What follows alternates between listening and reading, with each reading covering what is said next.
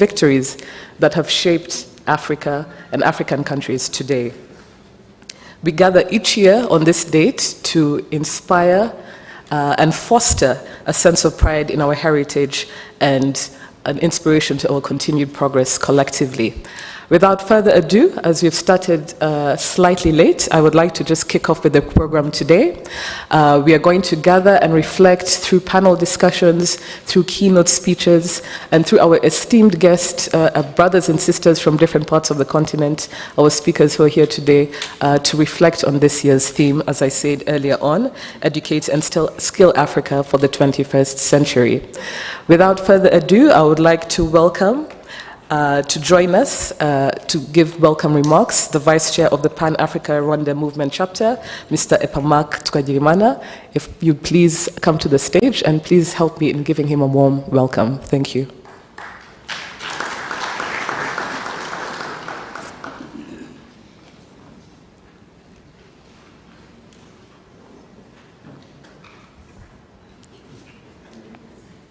I would kindly ask you to use that lectern. Thank you.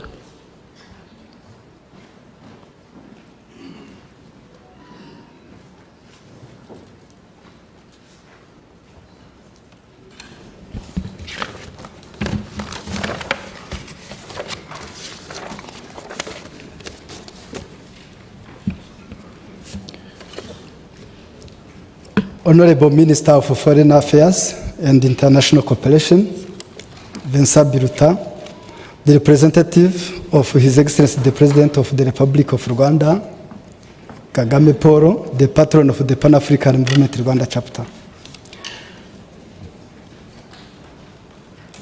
Honorable Deputy Dean of the Ambassadors here in Rwanda, all Africa ambassadors present here, the representative of the Minister of the Minister of Education, distinguished guests from different Pan-African movement chapters who are here, may you stand up for your recognition.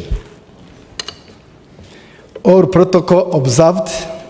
I'm pleased to give these remarks on behalf of the chairperson of Pan-African Movement Rwanda chapter, Honorable Musoni Prote, who is currently on another Pan-African mission abroad.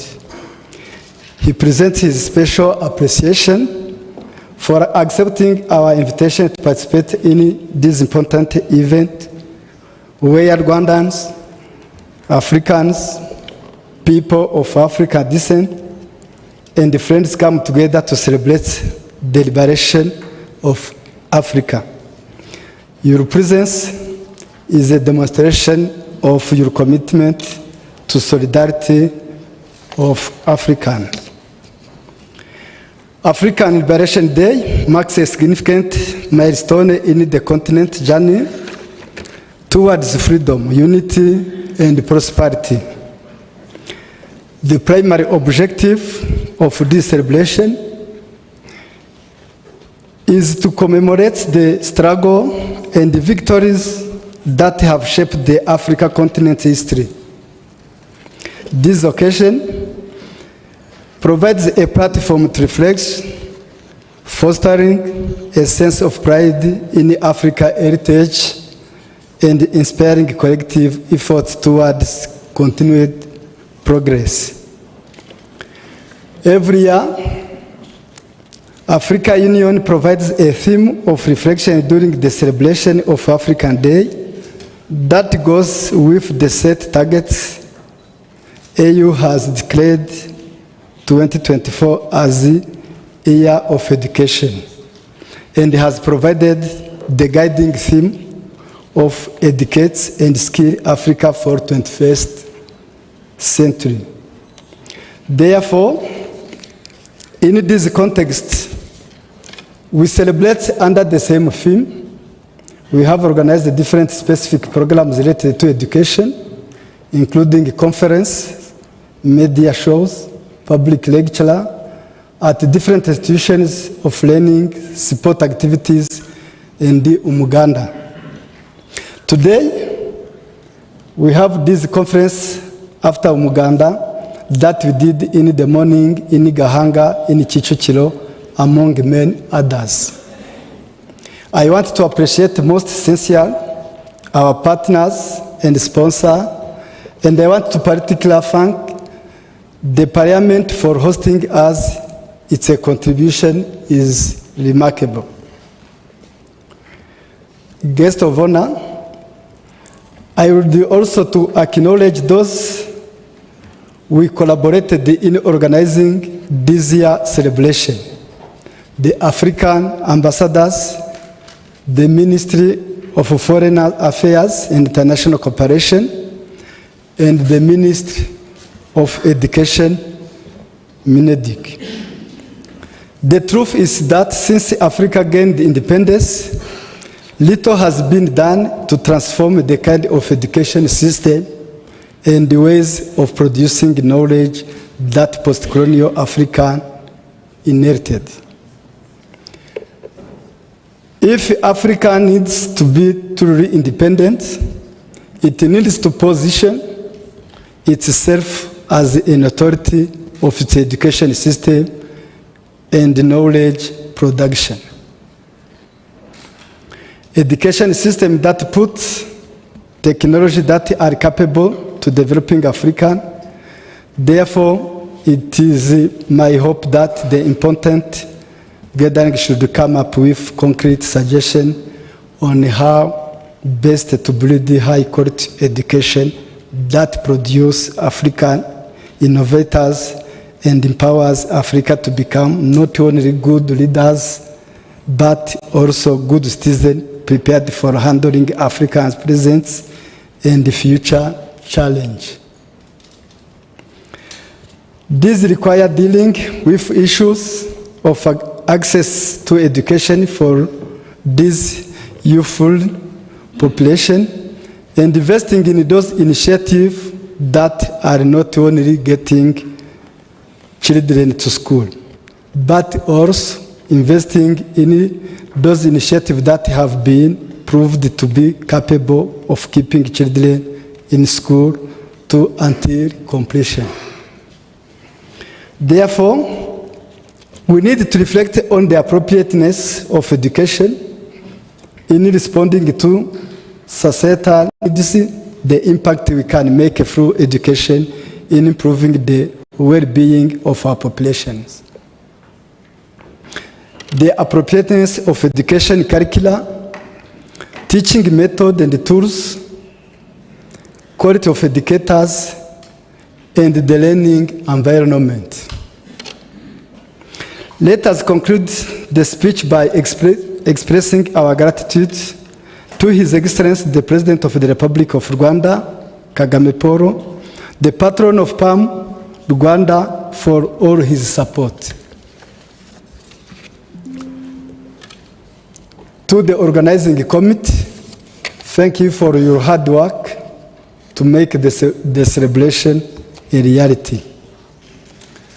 Thank you all participants, and I welcome you all to this celebration of 16th Africa Liberation Day. Happy African Day to you all. Long live Pan-African movement, long live Africa.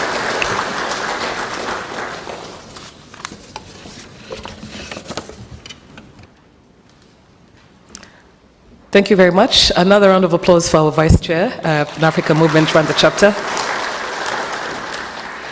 Like I said earlier on, we are going to have a deep dive reflecting on some of the words our Vice Chair said with our brothers and sisters who are here. Some are here with us virtually. Some traveled all the way to be here with us today with regards to panel discussions as well as keynote presentations. And with that said, I would like to welcome to also give his remarks the Dean of the Diplomatic Corps, Ambassador Filomeno Octavio. A warm welcome to you, sir. Thank you. Let's give him a round of applause as he gets to the stage. Thank you.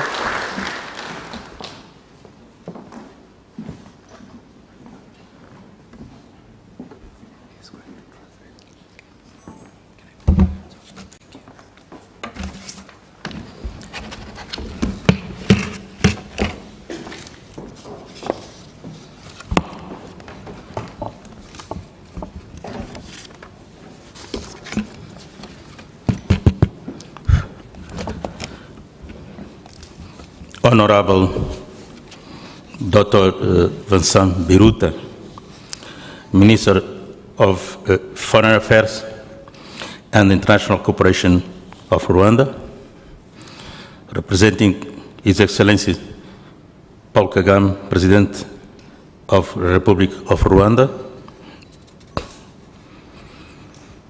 Honorable Deputy Chairperson of the Pan-African Movement of Rwanda, representing of the President of Pan-African Movement of Rwanda, Dr. Musoni Prote,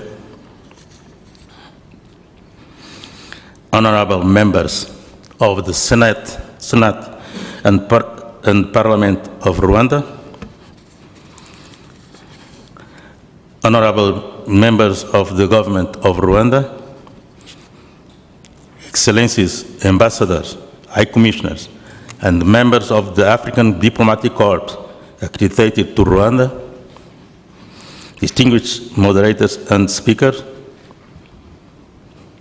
ladies and gentlemen, all protocol observed. Boa tarde, good afternoon, bonjour, miriwe.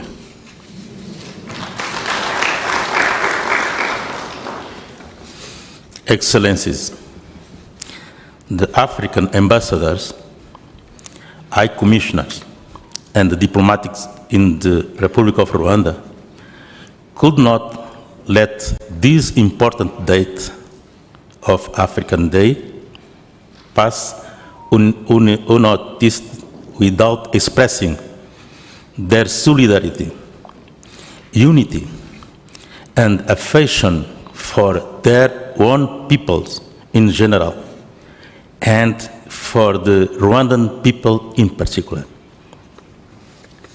Therefore, we joined the Pan-African Movement and the Minister of Foreign Affairs and International Cooperation and the Minister of Sport in Rwanda, also, and the Minister of Education, to joint organize a program to celebrate the 61st anniversary of African Liberation Day, which is celebrated today, 25th of May. The celebration began on 18 and 19 of May with a football tournament between the teams representing the North, South, East, and the West African regions, in which the West African region was the winner of the football tournament. Today, 25th May, early this morning, the African ambassadors, high commissioners, and the diplomats, and the local communities of the district of Kichuchiru participate in Umuganda, which provide a pleasant and extraordinary gathering among the participants, marking unique moments of African unity and solidarity. Excellencies, ladies and gentlemen, it is important to remember that on 25th of May 1963, representatives of 30 African countries met in Addis Ababa, Ethiopia, and were hosted by Emperor Haile Selassie. More than 2/3 of the continent and already achieved independence.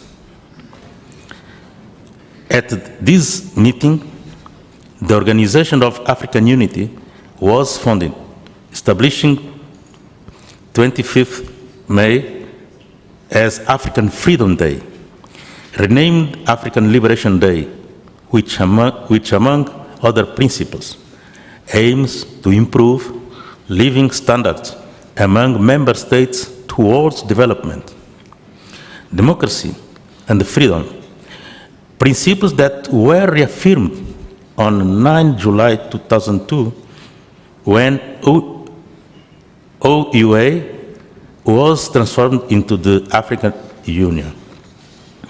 To conclude, allow me to say that it is in this context that we are gathering here today in this great hall of the plenary of the Parliament of Rwanda to celebrate African Day together and to participate in this conference with the aim of fulfilling one of the emblematic programs of the Agenda 2063 of the African Union, under the theme Education and Skilled Africans for the 21st Century. And in this way, African ambassadors, high commissioners, and the diplomatics contribute to strengthening political diplomatic relations and cooperation between the countries they represented here and the government of the Republic of Rwanda, led by His Excellency President Paul Kagame, and so all together contribute to achieving peace in the region and development of our peoples and countries. Muito obrigado. Thank you. Merci beaucoup. Murakoze sana.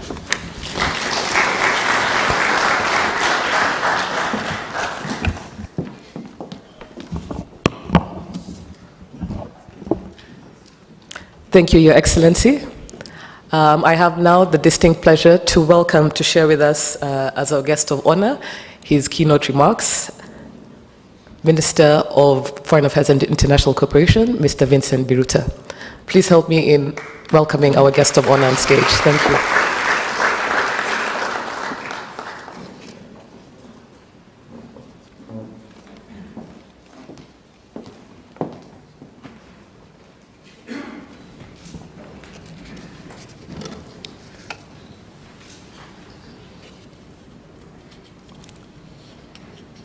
Excellency, the Dean of the African Ambassadors, Chair of the Pan-African Movement, Rwanda Chapter, Excellencies, Ambassadors and High Commissioners, distinguished guests, ladies and gentlemen, good afternoon.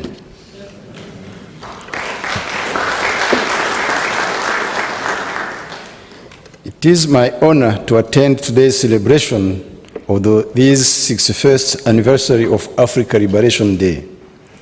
This day is an occasion for all of us to reflect on the achievements of our great continent and our dedication towards developing further our countries and regions. Allow me to begin by thanking the Pan-African Movement, Rwanda Chapter, for their work in organizing this event and also promoting different activities to foster Pan-African spirit through activities such as lectures at universities, talk shows, and sports events. I want to also recognize the members of the diplomatic corps here present who have been part of this celebration since the beginning. Your presence here shows that the Pan-African spirit is alive and well among our African brothers and sisters. It is an indication that we stand together in this journey of liberating and developing our continent. This year's theme, Educate and Skill Africa for the 21st Century, invites us to put our focus towards future generations. We are urged to double our efforts in equipping our children today with the skills of tomorrow. 60% of our youth is 25 years old or below. By 2030, young Africans will constitute near half of the global youth population. These present us with the opportunity to bring Africa's growth to new heights. Africans will be the dynamic workforce the problem solvers and innovators of tomorrow. In order to do so, we must equip our youth with the right tools to leapfrog our continent into the future. But the question is, how can we achieve such a feat? While the answer might not be straightforward, one thing remains clear. We must build a stronger, more united Africa to unlock our continent's full potential. To achieve this, we must renew our sense of urgency in implementing existing integration projects such as the African Continental Free Trade Area, the Single Africa Air Transport Market, and the Protocol on Free Movement of Persons and Goods. Rwanda, for example, has been championing most of these major integration projects because we are conscious that our nation's success is directly tied to that of our neighbors.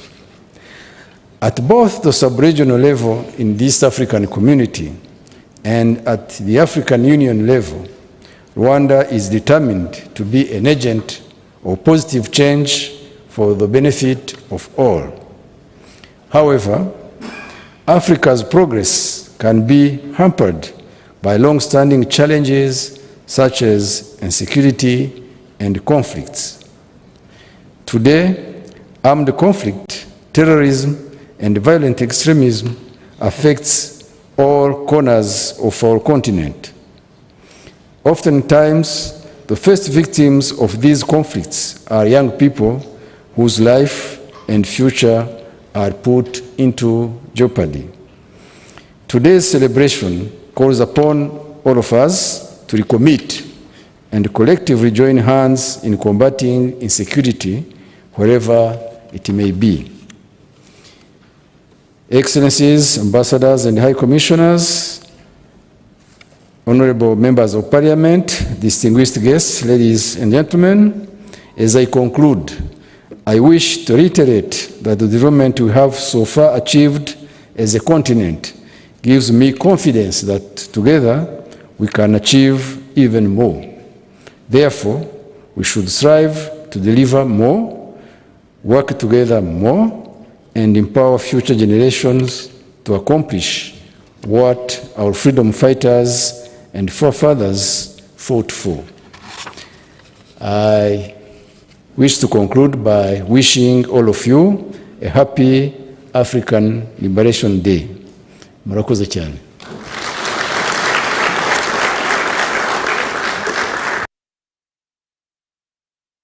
Thank you very much, Honorable Minister. If you don't mind, I would kindly ask you to please stay standing as I call on a few other members of the panel to come forward, because we're just going to take a group photo to memorialize today's Happy Africa Day, celebration of Africa Day. So that said, if we could have our photographers come on stage. And the first set of photos, I would kindly like to ask if we could join Honorable Minister on stage, the Vice Chair, Pan-African-Rwanda Movement Chapter, please come on stage, as well as the Dean of African Ambassadors, please come on stage.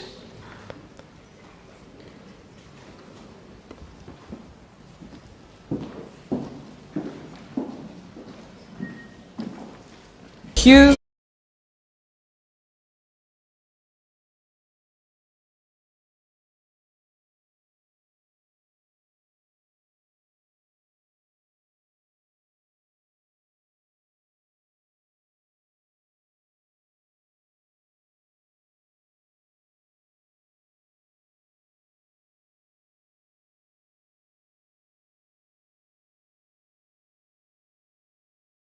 Persons?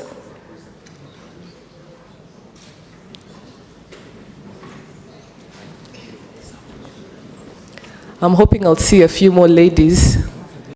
Have a bit more representation. Yes, I'm seeing them coming forward. If you could please make your way on stage.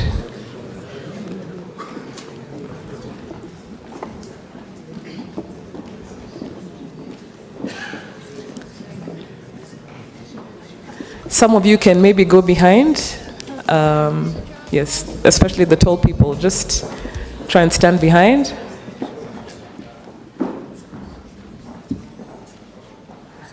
And now for the last one, I'll just need some guidance on this.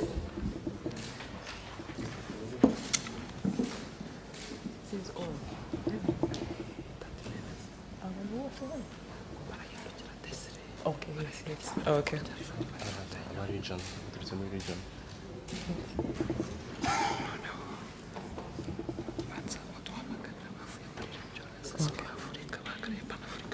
Yes. Maybe I was not clear, but when I said Pan-Africa chapter commissioners, I meant also from the region, representatives and chairs. Please, our brothers and sisters from across the continent.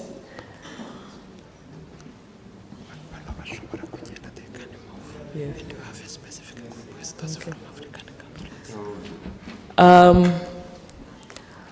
Our representatives of chapters from different African countries, could you please come on stage?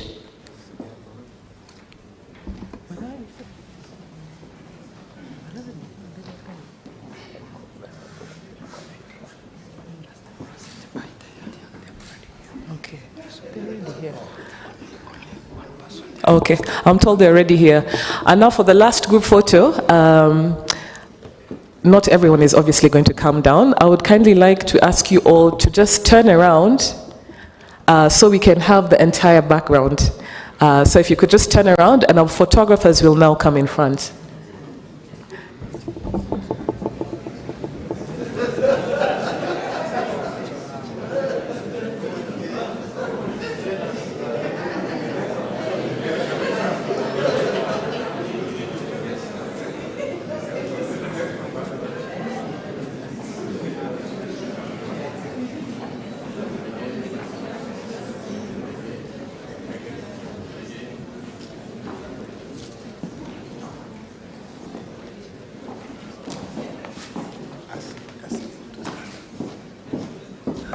If I could kindly ask everyone to please stand up.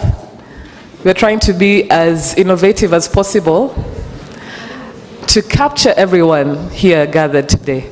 Photographers, are we ready? Great. I'm sure this will look very beautiful. Thank you very much. I kindly ask you all to be seated. And thank you for your patience. To our honorable guests, our esteemed guests, thank you very much for being patient with this photo opportunity.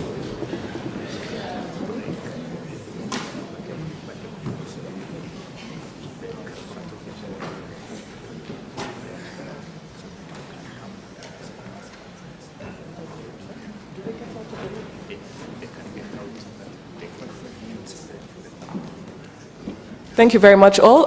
We are now going to go to the next part of the program, but just before we do, we'll just have a 5-minute break. For those of you who want to use the facilities, please this is 5 minutes, stretch, use the facilities, and we will kick off with the first order of the program, which will be a virtual address by our speaker, who I will announce later. So just 5 minutes and we'll get back to the program. Thank you.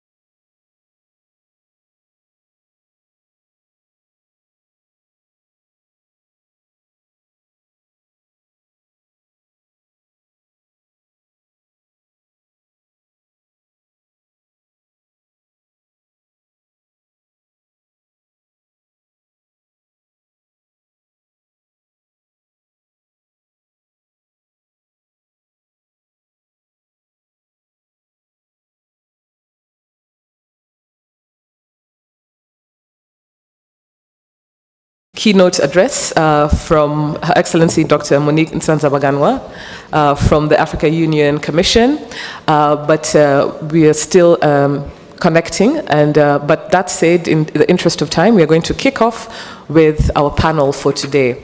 I know myself and many others are looking forward to the discussions that we are going to have on this panel. And with that said, I would like to welcome the moderator for this panel.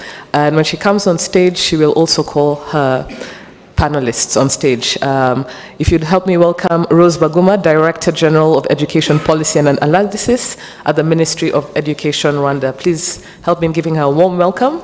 And as she comes on stage, I will just also brief you about her background. She's a staunch leader with a passion in education, policies and strategies.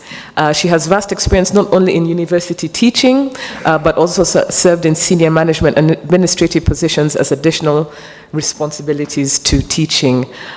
She has served as an advisor to the Minister in charge of Cabinet Affairs at the Office of the Prime Minister in Rwanda, and has been exposed to preeminent coordination of government activities in all sectors, high-level organization for cabinet meeting preparations, follow-up for implementation with monitoring and evaluation deliverables, and building teams. A warm welcome to you, Madam Rose Baguma. I will then ask you to welcome the panelists for this particular session. Thank you.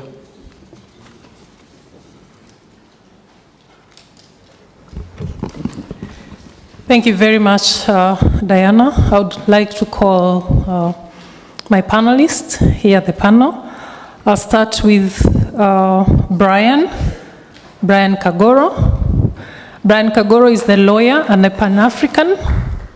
He is an international economic relations lawyer with over 25 years of leadership experience in legal, governance, international, civil service development, but also philanthropy sectors at national, continental, and global level.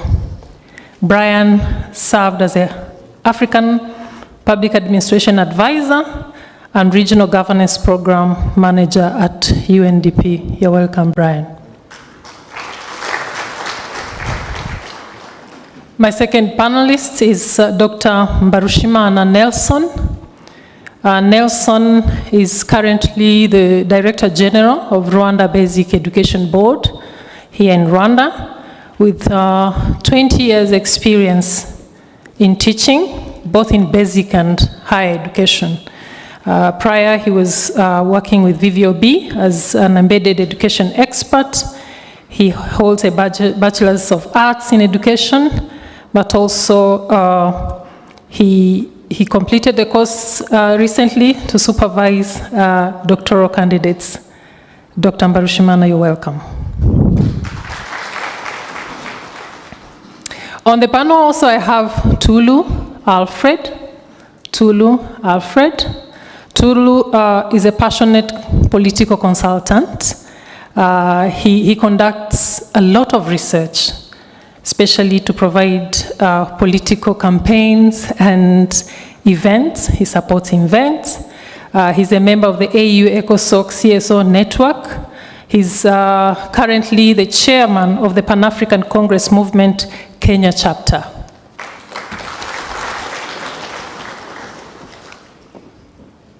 Lastly, but not least, Mr. Albert Nsengiyumva.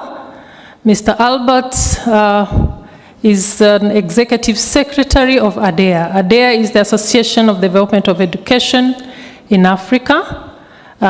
He's a leader with deep analytical skills and knowledge for policy development and practices. He has a lot of knowledge in technical and vocational education, that's TVET, information and communications technology in Africa. He holds more than 20 years of experience in policy development, in education, and TVET. And he once served as the government minister in Rwanda here for over 4 years.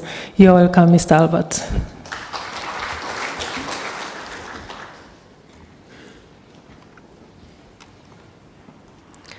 Thank you very much. So I'll go straight to have a discussion with the panel here. I'll start with Mr. Brian. Mr. Brian, with your experience, you've been around in education and different businesses.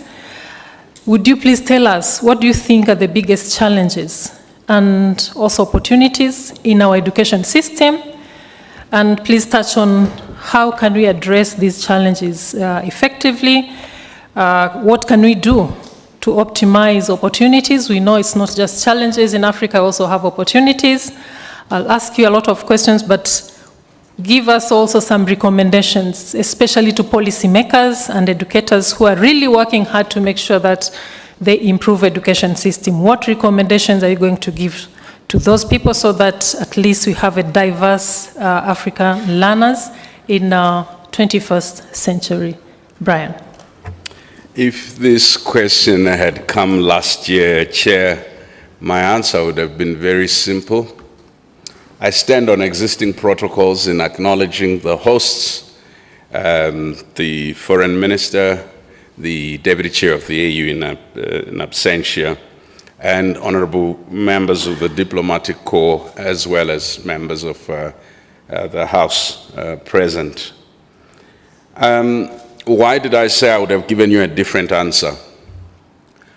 I wish to suggest, Madam Chair, that the moment we're in post-COVID, post-Ukraine, post-Israel, Gaza, in the moment of imagination of artificial intelligence and etc., has put paid to the lie that myself and other people have been touting, that we are educating people so that they are fit for the market, because it has suddenly occurred to a person like me that there is neither a market that we are educating people for, nor a fitness that's predetermined. That essentially two things need to be constructed: the market, the fitness, and the institutions, which means that the major challenge is the struggle of three fronts and the fourth front. The first struggle is a crisis of history. When you construct an education system that's totally delinked from your history, your culture, and who you are, what you may be able to do is to draw a technically competent person who's able to do economics, who's able to do mathematics, law, and etc. But if that person does this without realizing that all education is the transference of a culture, because knowledge is grown through a culture, a society, and a way of doing things. The second is a crisis of the colonial heritage, where we sought to educate people to be good French men and women, good English men and women, good Portuguese men and women. But when we sought to educate black people to be good servants, either of the colonial administration or of companies that were owned by the external. The third is a crisis of our own traditions, some of them steeped, as Samora Machel says, in superstition, and a crisis of modern traditions that have been mixed with modern religions that have displaced science in the African imaginary. So that crisis we are facing is not just a crisis of how much resources we invest in education. Let me explain. The budgetary spend by African governments in education infrastructure, education systems, teacher training, curricular development remains a lot less than what governments spend on banqueting. Like when we host cocktails, we host banquets. So the education, though talked about a lot, is not a priority. Number three, the number of special skills training, which are future focused, and researching on things like AI, researching on things like space, researching things like the oceans, researching things like new forms of digital and future economies, remains less than 2% of all education investments in most African countries. I haven't looked at the Rwanda one. So there is a crisis of investment, but there's also a crisis of curriculum, because Africans are still trying to answer the question, are we developing the curricula to make our people competitive in what was the global market before the 2008 to 10 financial crisis, the global economy as it was before COVID, the global economy as it was before Ukraine, the global economy as it was before Israel-Palestine? Clearly, when I look at indices, Madam Chair, Asia has overtaken Europe and America in terms of global trade figures. So if the suggestion is that we are educating children for the market, and which market is about beneficiating our goods for trade, the center we should be looking to learn on how to do education that makes them competitive for purposes of trade, of manufacturing and production, is not where we've been looking. So we get all our examples from Singapore, from Finland, we get all our examples from Canada, from America, but they are not the leading global exporters of locally manufactured goods and based on technology that's relevant to economies such as our own. So there's also a crisis of focus. We have had a unifocal approach to who we learn from in terms of digitizing, in terms of technology, in terms of other things. So it seems to me we don't only need to decolonize education, we also need to deracialize it. The third is in the point of language. In fact, the more and more we educate young Africans now, I want to suggest to you that according to statistics, over 65% of young Africans from elite backgrounds who are going through schools on the continent, not on Europe and in America, do not know how to speak their indigenous languages. So in essence, it's not just the content of the curricula. Even when we get the curricula correct, it's simply that we are actually disemboweling and deshelling these young people so that they could be good in America, they could be good everywhere else, but for purposes of the conditions that the continent is facing, where over 63% of the people still live in rural areas, these people are not totally useful. In the sense that when they look at the 63%, which constitutes the future of the market, when we're talking about 1.3 billion Africans or 2.5 billion, they look at them the same way that old Europeans used to. They look at them as uncivilized. They look at those spaces as spaces they could never work. Lastly, so I've dealt with the problem of resourcing, the resource gap, which is financing and teachers. I've dealt with the problem of curricula, the purpose. It seems to me, Chair, that my generation, and those slightly older or slightly younger than me, keep telling this lie. The purpose of education is to make us globally competitive, without defining what is globally competitive. Is it competitive in the current globe? Is it competitive in the future? And what is the future? All projections suggest that India will have overtaken most of the global north within the next 15 years. All projections suggest that combined, India, China, and some of the emerging economies, including the Arab economies, will have, in terms of architecture, of infrastructure, in terms of technology deployment, in terms of the ability to operate green economies, gone way beyond those who are the main centers of our educational collaboration. So lastly, I wanted to raise the issue, who do we collaborate with? The inter-university, cross-university collaborations. 90% of all African university collaborations are with collaborations in the US, in Europe, and in the United Kingdom. In essence, I'm saying there is a misalignment between where the future is going, when we're observing the future, and where we are aligning. It seems we're still trying to align with the past, because as far as we're concerned, it is the past we're familiar with. The investment of our governments to send students to the new economic mega powers to learn what it is that has helped them crawl out of poverty, leapfrog in terms of technology, remains in comparison. Government scholarships for students to go and study new or emerging economies remain at less than 5% of what is spent to send students elsewhere. So what might be the solution? You'll have heard that what I'm saying, if education were an Africa Liberation Day, is first an act of self-liberation.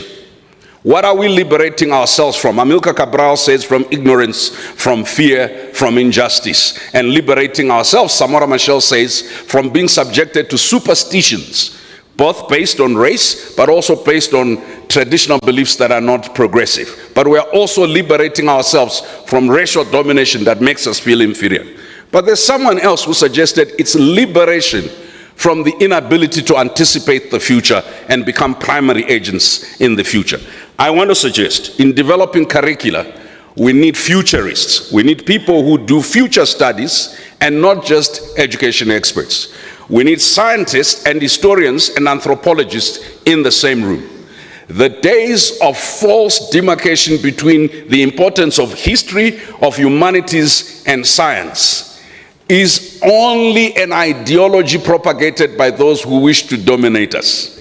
We've learned from Cuba and from others that you teach people social sciences and pure sciences so that they understand their society, its needs, its thinking, but they also understand science, its future, and the ability to. I want to suggest to you that it is not just more money, it is not just better curricula, it is not just greater collaboration with industry, it's a liberation mentality. It's a liberation ideology. It's a liberation mentality that says, how do we define the future? When I look at Africa in the next 50 years, I don't see Africa competing with Europe. I suspect, and I mean no disrespect to my European colleagues in the audience, if I look at the challenges France is facing in French-speaking West Africa, if I look at some of the challenges Britain faced after Brexit, if I look at the challenges that an aging Europe whose population is getting older is facing, Madam Chair, I want to suggest to you that our competitors, the people with whom we must be benchmarking, are elsewhere. And if they are elsewhere, the education systems we must be designing must help us understand, how did India build a cottage industry in which their IT engineers ended up being the dominant class in America? How did China build a manufacturing system? And we're not going to replicate what China does, because we have to realize in every area where we learn, there are good things, there are bad things. But we need to learn based on our culture, based on our context, based on our condition. Madam Chair, I think that this panel will have done injustice if we don't re-emphasize. If education is about self-liberation, education is also about imagination. I grew up when I watched Knight Rider, who talked into his phone and called his car called Kit. Today, driverless, keyless cars are a reality, and you and I speak into our phones. I want to challenge us. Are we developing an education system where the rural child in Africa can imagine whatever that imagination is, not based on European benchmarking, where the child in the township can imagine and liberate themselves from feeling that the imagination always has to be secondary to what has been imagined elsewhere?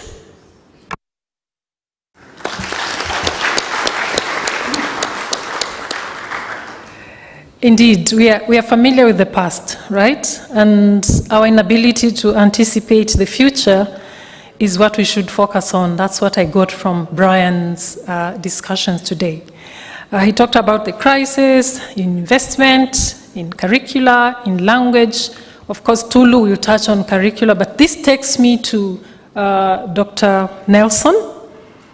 Dr. Nelson, you've heard about all these challenges and crises in education system. Could you please tell us, what are the key inputs that you think that we need to put right in education system so that we can achieve the quality of education we want? So we'll touch on the inputs, but also talk about investment. Brian talked about investment crisis. How do we invest in education compared to other sectors and other areas in the country? So what are the investments that we need to have an impactful education system? Yeah, thank you very much. And the Minister of Education, we are proud to be part of the African Liberation Day 2024 celebrations. Starting from what is even happening here in Rwanda. As Rwandan, we don't want to be the status quo country or status quo people. We came up with the vision 2050, which has to be about the future we choose, because we can and because we deserve it, and we want to access the world class education right here to home. Rwanda has undergone several development phases, starting from afterward of genocide against Tutsi in 1994, which focused much on recovery, and the early 2000s, where the Vision 2020 was elaborated and gave a blueprint for a new Rwanda, embarking on economy development aspirations and the post-2010 period that intensified effort to lay foundations for sustained growth through investing in human capital, developing basic infrastructure, and expanding access to service, to different various services. Now there is a need really just to develop our education system and ensuring the access to quality education in the initial years. It means there is a need to make sure we strengthen our pre-primary education. Our pre-primary education, it is a key. It starts from the foundation. It means all our schools, we need to make sure that each school has a pre-primary, and we make sure that the pre-primary school, they have qualified teachers. And as you know, on the foundational learning,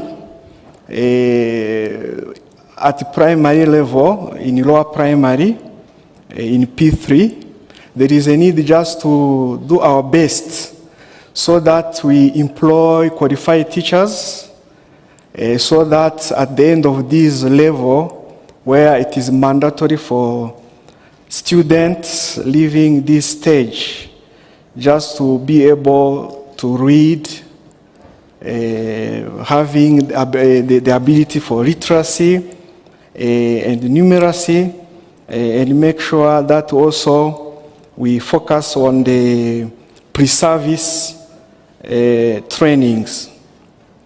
And again, there is a need of empowering our teachers to deliver an education that provides everyone with the capability just to continually improve their skills, productivity. In our schools, in our education system, we need our teachers just for them to have digital literacy. That is the word we are entering in, have different trainings, and again to make sure that we provide them different devices, leading them just to teach our students. There is a need, as I have just mentioned, to strengthen the pre-service training. Here in Rwanda, we have TTCs, teacher training colleges. These teacher training colleges, they train teachers who will graduate and go and teach at primary level. And the government of Rwanda, has just invested in pre-service trainings where students joining TTC, they receive 50%, and this encourages them to join the pre-service trainings. And again, for instance, the government of Rwanda provides different scholarships for teachers. Every year, the government of Rwanda provides scholarship for those teachers who can go for higher learning institutions and then have a scholarship, and then once they are done, and they come back to teach. And then when they are sent for further studies, for instance, the basic education, they keep receiving their salary. This is also a kind of empowering our teachers with different kind of motivations, and then make sure they are well trained. There is a need just to ensuring and strengthen science, technology, engineering, and mathematics, STEM, where boys and girls across the level of education are all involved. Our students, they have a talent. They have a talent, and then we should just create a conducive environment where students can just learn STEM and then provide all teaching and learning materials. Now recently, we have opened in our education system, and then we have given an opportunity for our students in basic education, now allowing them to practice in the coding and the robotics even the artificial intelligence. And then last month, we have sent our students in US for competition, and then they play a leading role, and then they have really adapted, and that is a kind of conducive environment we need just to create, motivating everyone for STEM, so that we can have our schools having everything available so that they can just pursue their education. The TVET is a focus. The TVET is a focus. There is a need just to continue the development of market-driven in technical and vocational training, because as you see our world, we are all leading to vocational training, and this really will have a positive impact just to make sure our people in Africa are competing at international level. Again, as I've said, ensuring the digital literacy and sustain it going forward to ensure inclusive participation. In the Ministry of Education, we have staff in charge of inclusive education. Also, at Rwanda Basic Education Board, also we have a unit in charge of special need and inclusive education. The availability and establishment of these units in special needs and education, because having disability does not mean that you have inability. These people, they are doing their best, and then you have just experienced it. We have at Rwanda Basic Education a person in charge of Braille, in charge of intellectual disabilities, in charge of sign language. And then we are helping our students. They are learning. They are now even ending primary 6, senior 6, because they are supported with digital materials. And then we are helping them just to move forward. And then to reach this, we need just to make sure that our teaching and learning material are digitized. At Rwanda Basic Education Board, it's something you can just copy. We have now a REB multimedia production studio where we have just started developing digital content, lessons recorded from pre-primary to senior 6, where the digital content developed, we have a person with the sign language. Recently, we have aired the entertainment episode in national television, and then there is a person with the sign language explaining, and then we have been receiving feedback telling us, please, keep it up, even we are following at home. That is a need, whatever we are doing, just to make sure that our education caters for all needs of people, we need just to make everything inclusive. And then you have gone very far in our textbooks, and then we make sure that those drawings, we make sure that everyone is there. They can just be recognized in easiest way.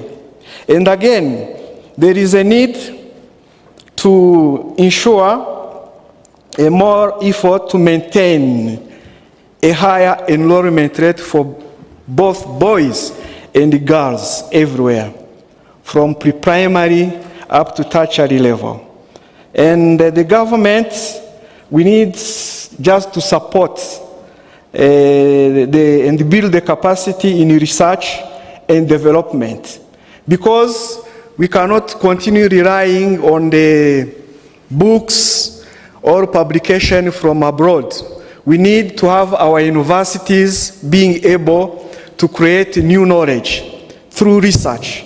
It means we need just to strengthen, to create a conducive environment for our researchers from different universities, so that they can identify problems and make sure that they come up with different solutions and models which can be used just to influence and then to come up with good solutions.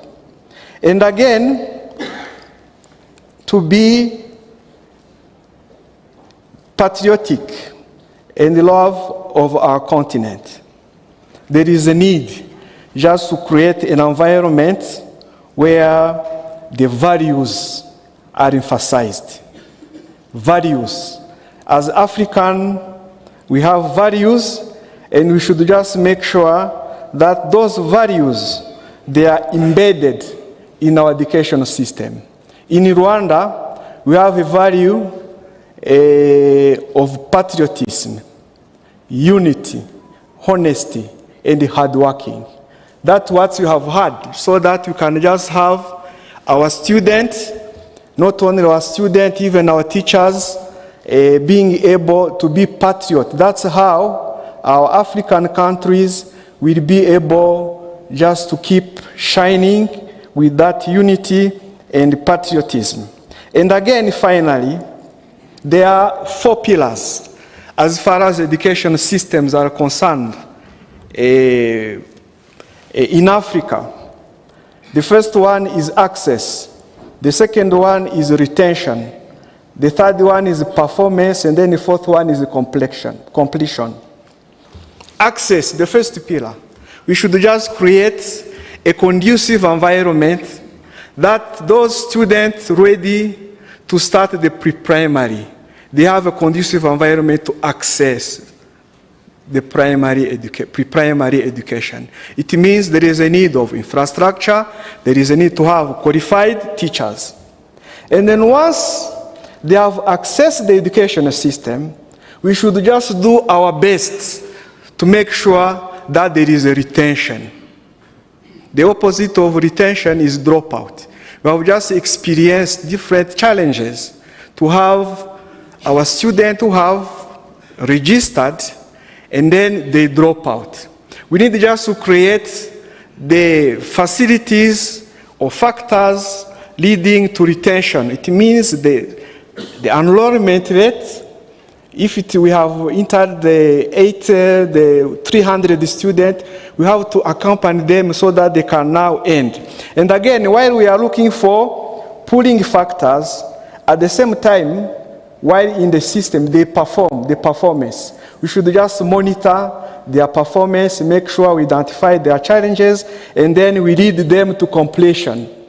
Now, once we have that target, to not leave behind anyone who enters in the education system, we make sure that there is access, there is retention, students are performing well, and then all they are completing their studies, we shall have an Africa which will compete worldwide and have a good result. Thank you.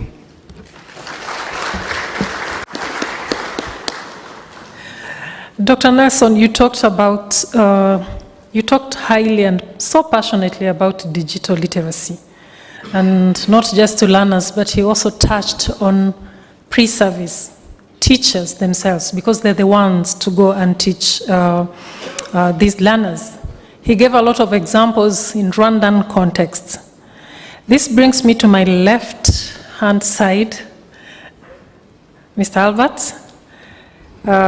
Dr. Nelson talked a lot about examples and things that are done specifically in Rwanda, but you sitting at ADEA headquarters, digital transformation is something that we really see as crucial, not just in Rwanda, but we know in Africa and elsewhere, not just as a tool, just for people to communicate, but also a tool to leverage digital technologies to improve learning outcomes. So we are looking at learning outcomes. How do we improve learning outcomes through digital transformation? Would you please tell us what are the strategies and initiatives that you have at ADEA that can really help us to integrate digital tools and technologies to education systems in Africa? We'll also please touch on, we have issues of digital divide. Mm-hmm. What are the strategies and associated practices that you think can be scaled up to make sure that we have equitable access to digital education? Mm-hmm. Thank you. Let me first appreciate the invitation by the Pan-African movement to ADEA and to myself to be part of this conversation, which is critical. And the reason being, as African, we are celebrating the year of education. And there is a reason. Some of the reasons came out from Brian's interventions. Of course, Brian, I have to say, you disturbed me by what you said. It's like discouraging us that we are far, far behind, you know.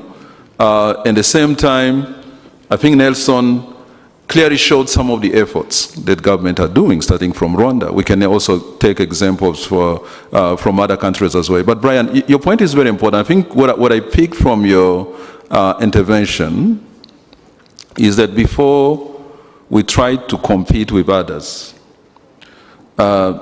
let's compete against what we believe is good for our continent. Let's compete with our past, you know. The way education was shaped was more driven by the colonialists. They had their own thinking around that. So how best can we take ownership and lead the way? I think that's a very good point that I picked from what you said. So now back to the theme around digital transformation. The first thing I think you pointed out, and I think came out from Nelson's intervention, based on my past experience when the digital was initiated in education, I think the problem at that time was more about accessing technology. And that's probably 20 years back. We're looking at issues of connectivity. We are looking at issues of devices without necessarily connecting to education. And that's why today, when we talk about technology, we talk about technology for education. Basically, how do we apply technology as a tool to improve learning outcome? Why? When you look at the SDG, the Sustainable Development Goals, they're actually ending in about 5 to 6 years from now. And we are lagging behind, looking at most of the targets as part of the SDGs as a continent. And some of the challenges are not necessarily from the education systems. There are factors beyond education. For example, we all know, based on the current economic crisis we are in, so funding for education has not followed what they should actually have been. We know crises going on around the continent. We know the environmental degradation that is affecting a number of sectors, including education. So there are a number of factors that are actually behind the lack of progress in terms of meeting the SDG 4 and so forth. So it is with that background that we believe applying technology in a way that is efficient and effective can help the education system to progress and to accelerate the attainment of the target as per the SDG 4. That's really one thing. Second, as ADEA is a Pan-African platform that facilitates policy dialogue forum. So a policy dialogue among ministers of education, among the Minister of Education and other key stakeholders. And we do this in many ways, starting from conducting a number of research and study to better understand what works. I think that's very critical. And we do it in a number of other countries involved. We did it for digital technology. We conducted a study just after the COVID-19 in 34 countries, just to better understand how countries were able to address the impact of COVID-19. So one of the things that came out from the study was the level of preparedness to address crises like COVID-19. And one of the responses that came out of that, we need to move from necessarily in-person to hybrid education. That become compulsory. It's very important if we need to prepare ourselves against any future crisis like COVID, we need to raise the level of preparedness so that we are able to shift to remote learning should there be a need to close schools. So we developed what we call remote education benchmarking toolkits.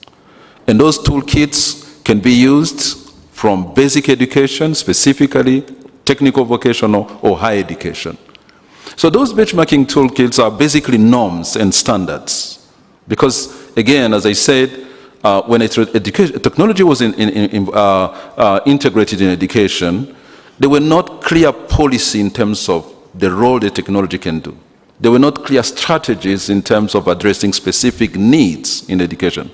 And again, Brian, as you pointed out, we were importing technology that has succeeded in another total different environment without necessarily looking how to adopt it and adapt it in our own conditions. So the benchmarking toolkits that we now have, that we are promoting to countries, help a country to benchmark against policies and plans. Before even benchmarking with any other, benchmarking with your own plans as a country. So that's really the first thing.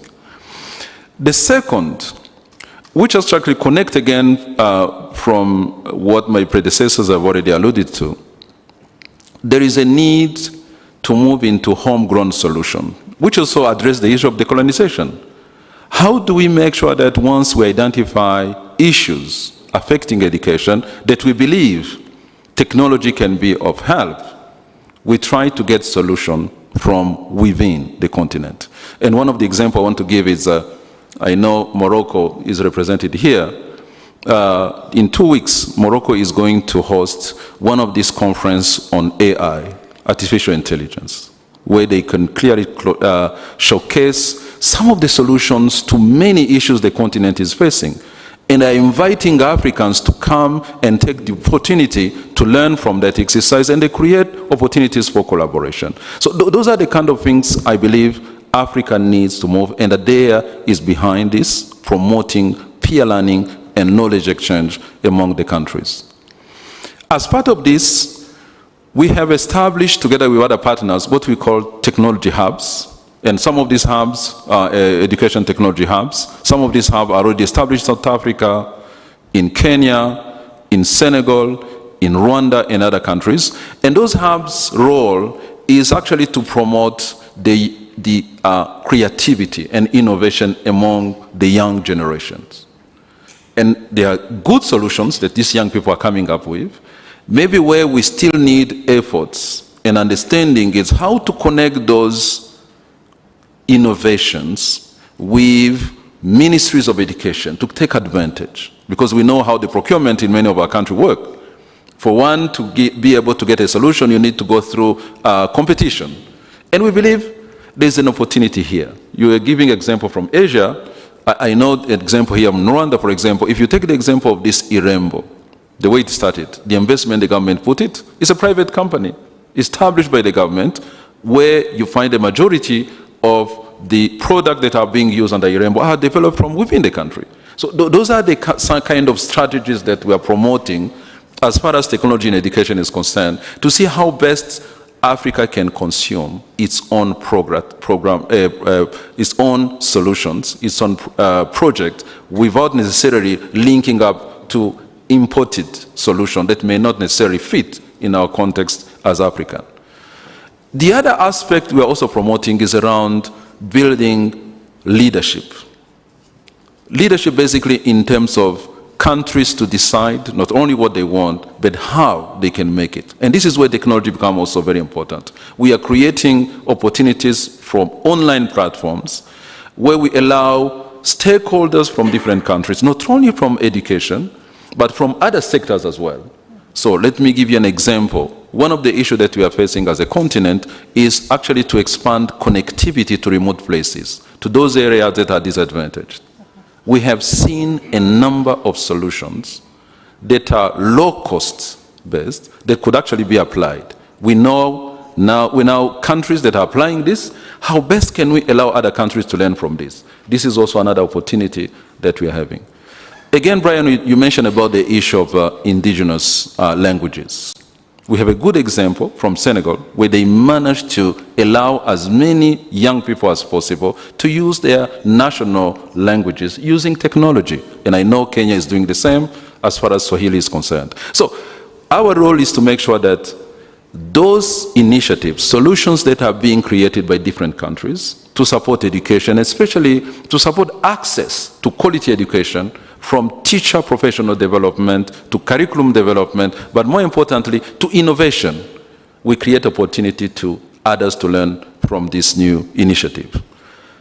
Last but not least, we also believe the private sector has a role to play in this regard. Most of the solutions we're talking about are developed by the private sector. We initiated a partnership with one of these partner, private sector, to initiate coding at a very low level. We believe very much most of the changes in education start from foundational learning. Once we address the foundation, then other level of education can benefit from that. There's a lot of effort going towards improving the learning outcome for foundational learning. And working with this company, we have created what is known as Africa Code Week, where we allow young children to access and be able to do some coding within the school, to create, to innovate, so that as they grow, they already have that culture of creativity. And we believe this is the way to go. We will continue supporting countries in this regard. We'll continue promoting homegrown solutions and, of course, learning from each other. Thank you.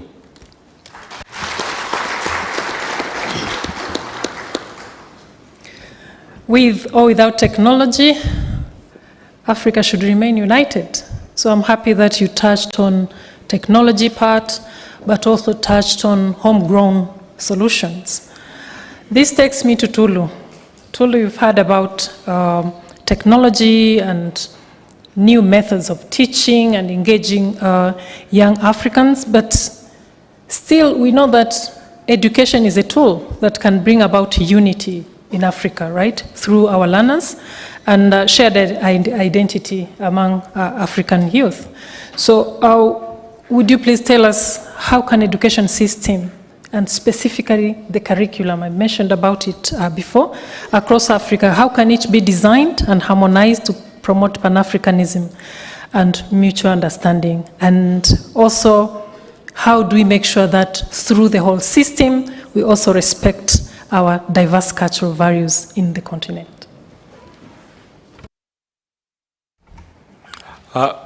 Thank you so much, Madam Chair. And also allow me to start by acknowledging the presence of the Honorable Minister for Foreign Affairs, and also the Excellencies, the Ambassadors, Pan-African Movement-Rwanda chapter, all protocols observed. Before I tackle that, just allow me to really appreciate the Pan-African Movement-Rwanda chapter for this opportunity by extending invitation to the Kenyan chapter. And just to say that they've indeed shown that they are leaders in promoting Pan-Africanism, and also to mention that Uganda has also been very, very supportive to the Kenyan fraternity. So when you look at this, then you really have to understand what education means to all of us, because most of us in this room are a product of education based on the various systems that we've gone through. And I'm happy that we are being told that how do we then use the education to then foster unity and, more importantly, liberate us. Then when you talk about liberation, what are you liberating from the Africans? It's important to mention that whenever we talk about liberation in African context, we are talking about liberating us from the mental, political, social, and cultural slavery. That majorly we've taken ourselves to be very inferior to other cultures, especially the cultures that we all know. So people think that if you take certain kind of education system, then you are going to be superior. And to me, and as a member of the Pan-African movement, I want to say that that is not true. So for us, education one, as maybe defined in a layman's language as just imparting skills and training to the masses, is very important. And to mention that in the African context is something we've been doing through socialization, because then we started ours through the indigenous technical knowledge. Before we were colonized, we had education. Of course, it was informal, but then we had significant technology that was indigenous in nature. So it's important to mention that where did we go wrong then? What happened? To the extent that we've decided now to copy, if you allow me use that word, copy other cultures and paste them to be part of our education curriculum. Now, if you look at the 54 thereabout countries in the country, in the continent, and I want to agree with my comrade what he has said. In the African context, then we developed different curriculums or syllabus based on how we were colonized, and I think this is one of the critical things that ADEA really needs to look at, because now, if you are from Francophone, you are engineered, socialized to think the way your colonizers were, and if you are from Anglophone, that is the same thing you are supposed to be doing. And I think this is where probably the rain started beating us from. Oh, thank you so much. Started beating us from. So at the African Union and through IDEA, what are we supposed then to do so that we really merge these educational systems or curriculum to what then would fit the African context? I think to me this is what is important. I know that at the end of it all, what is important is that we really need to produce somebody who is competent to face the world the way Comrade Kagoro was saying, but then how do we do it? And we have different cultures within the continent. So I'm aware that if you look at the Arusha Declaration of 1981, the African continent through OAU by then brought some of the policy makers within the education industry to really come up with something that could then help us as a continent to move on. Of importance to note then is that one of the critical things that came out of that meeting, and I think is what is going on, and ADEA is pushing that, and again is captured in the 2063 agenda, is that we really then need to harmonize our curriculums or syllabus. How do we harmonize? People have different credit transfers, maybe the way we are trained is different, and more importantly, in some countries, maybe the number of years that people take could be different. And all these things then fragments the continent. So for me, I think that what is important, and I want to agree with the IDEA and also the African Union, is that they are taking us towards that trajectory, that how do we then coalesce around this idea of pushing the education system in such a way that then it can help all of us in the continent. I think if we do this, and that is what we are doing, then we are likely going to unify the continent. You cannot unify the continent if people are fragmented. And again, what is important then is that we might also be educated. We can go to school, do all these things. But again, we've also noted that some of the nations within the continent, if you look at Tunisia, for example, Seychelles seems to be the most educated according to statistics that we are given, followed by Tunisia. But what happened in Tunisia some times back? You remember the Arab Revolution. So again, I think what you did mention about culture is very critical. If you are not going to think about our culture, and that is how Pan-Africanism comes, that brotherhood, then we are not going to meet this, we are not going to unite. Whether we are educated and we want to be competitive in this world, we are likely not going to do that if you are not your brother's keeper. This happens, and we saw what happened in Tunisia among other nations. I'm happy to also have, I got some opportunity to go through the constitution of this great republic. I noted that there's something that you've mentioned there which is very critical. I think it's captured in chapter 10 or thereabout, about homegrown solutions, it's important that we look for things that would then favor Africans. Let us not keep on copying and pasting, going to meetings, something that might not work for Africa. We really don't need to bring it here because we are then nurtured and socialized differently. And I really want to support that if we can take this idea of bringing homegrown solutions to our education system, then we are likely to unite as a continent. And more importantly, if you look at, I was just comparing the Kenyan constitution and the Rwandan constitution, and noted that in the Bill of Rights, for Kenya it is in chapter 4, and specifically if you look at Article 43, talks about education, especially at the basic level, as being something that should be free. Though it's aspirational, we may not be there, and you know all these challenges. And also noted that Rwanda has the same thing. So to me, what is critical is that let us know that the education we are going to give our people has to be in tandem with what our culture needs.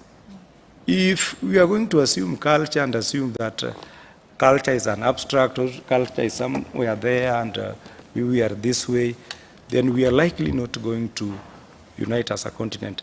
Let us use education to liberate us, and liberation here means that to help us then tackle the challenges that we are facing. I know Africa has so many challenges. All of us must be aware of them. So let us use then education to help us tackle those challenges. Once we have then tackled those challenges, it is going to help us in terms of then liberating ourselves. So we must liberate our minds, because if we don't do this, I'm sad to mention that, as Benjamin Franklin did say, we are likely going to hang together or separate. So as Africa, to me is that let us think how our education was passed through generations of Ubuntu, and I heard you people mention Ubuntu and Amahoro, unless I have not mentioned it so well. But those are some of the critical things that we must really soldier on with, and use them then to, harness our education so that it can help us for development. Thank you so much. Thank you very much, Tulu. I'm glad that you mentioned that we cannot unify Africa when people are fragmented. So he's touching mostly on people, human capital, and it starts with the education right there. So thank you very much. After listening to the panelists here, the challenges in education, opportunities there, key inputs, strategies to make sure that we have equitable access to digital transformation starting from education, I think I won't ask any further questions. I won't ask follow-up questions. Maybe we can have, Diana, you're going to help us to have maybe a 2-3 Yes, I think we actually have an extensive time for question and answer. For sure, we need, it's not passive. We need an engagement between our esteemed panelists and the audience. But like I said earlier on, we'll just interrupt this session. Please remain seated, just to have the virtual keynote, one of the keynote addresses from Her Excellency Dr. Monique Nsanzabaganwa, who's the Deputy Chairperson for the Africa Union Commission.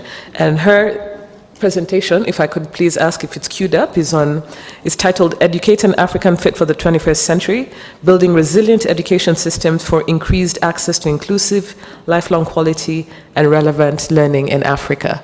I would like to kindly ask you to turn your attentions to the screen for the panelists. You can see the screens there, and kindly ask the technical team to cue in her virtual presentation. Thank you.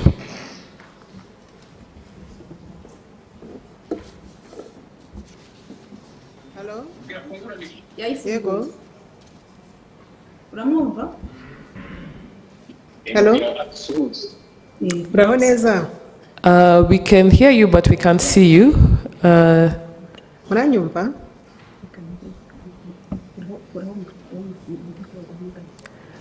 Okay.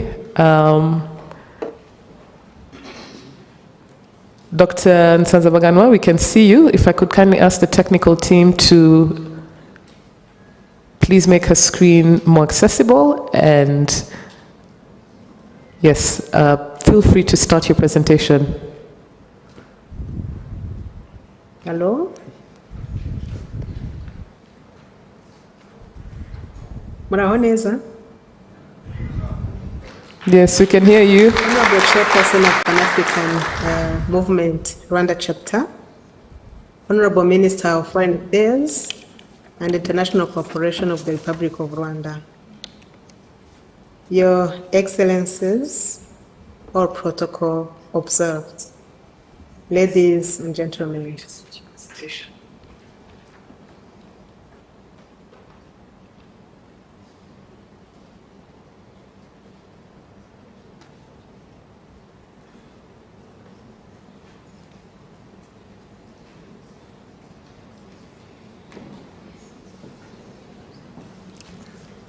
Can the audiovisual team please guide Dr.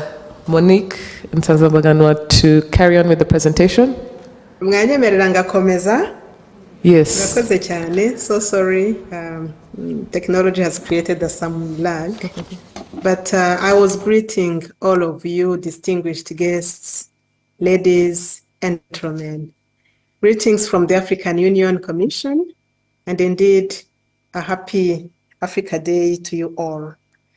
Today, 61 years ago, Africa laid the foundations for its unity, freedom, and heritage, underpinned by the fundamental ethos of Pan-Africanism. The African Liberation Day commemorates our journey towards freedom, unity, and prosperity. We all recall that established in 1963 within the founding of the Organization of African Unity, and now the African Union, this day symbolizes and determines our collective resilience and resolve to achieve socio-political and economic independence. Our path to liberation and progress has been guided by visionary leaders who understood the power of education. An example in point is Nelson Mandela, who famously stated, and I quote him, "Education is the most powerful weapon which you can use to change the world," end of quote. This sentiment echoes across the decades, reminding us the critical role education plays in empowering individuals and transforming societies. Your Excellencies, we know also that one of our founding fathers of the African Union, or the Organization of African Unity for that matter, at that time, Kwame Nkrumah, the first president of Ghana, also profoundly said, and I quote him again, "The independence of Ghana is meaningless unless it is linked up with the total liberation of Africa," end of quote. This statement highlights the interconnectedness of our struggles and triumphs, and the need for a unified effort towards educational reforms. Ladies and gentlemen, we know that, of course, our continent is going through rough and tough for this particular time.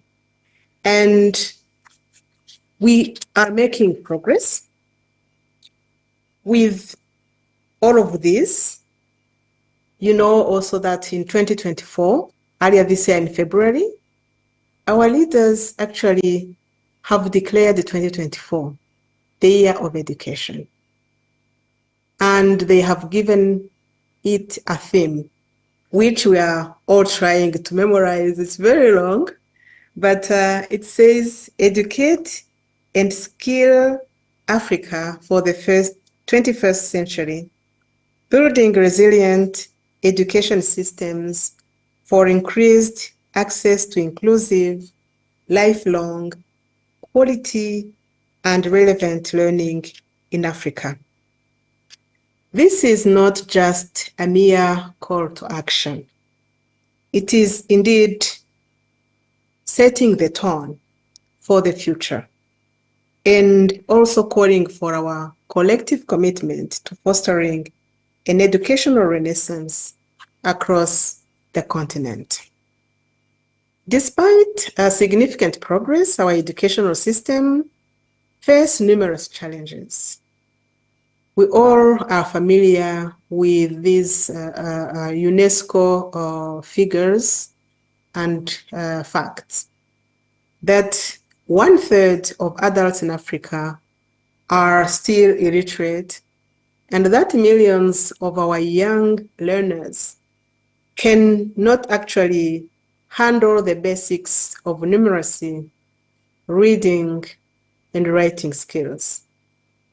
Access to education remains a critical issue, with high dropout rates and significant gender disparities in enrollment and completion.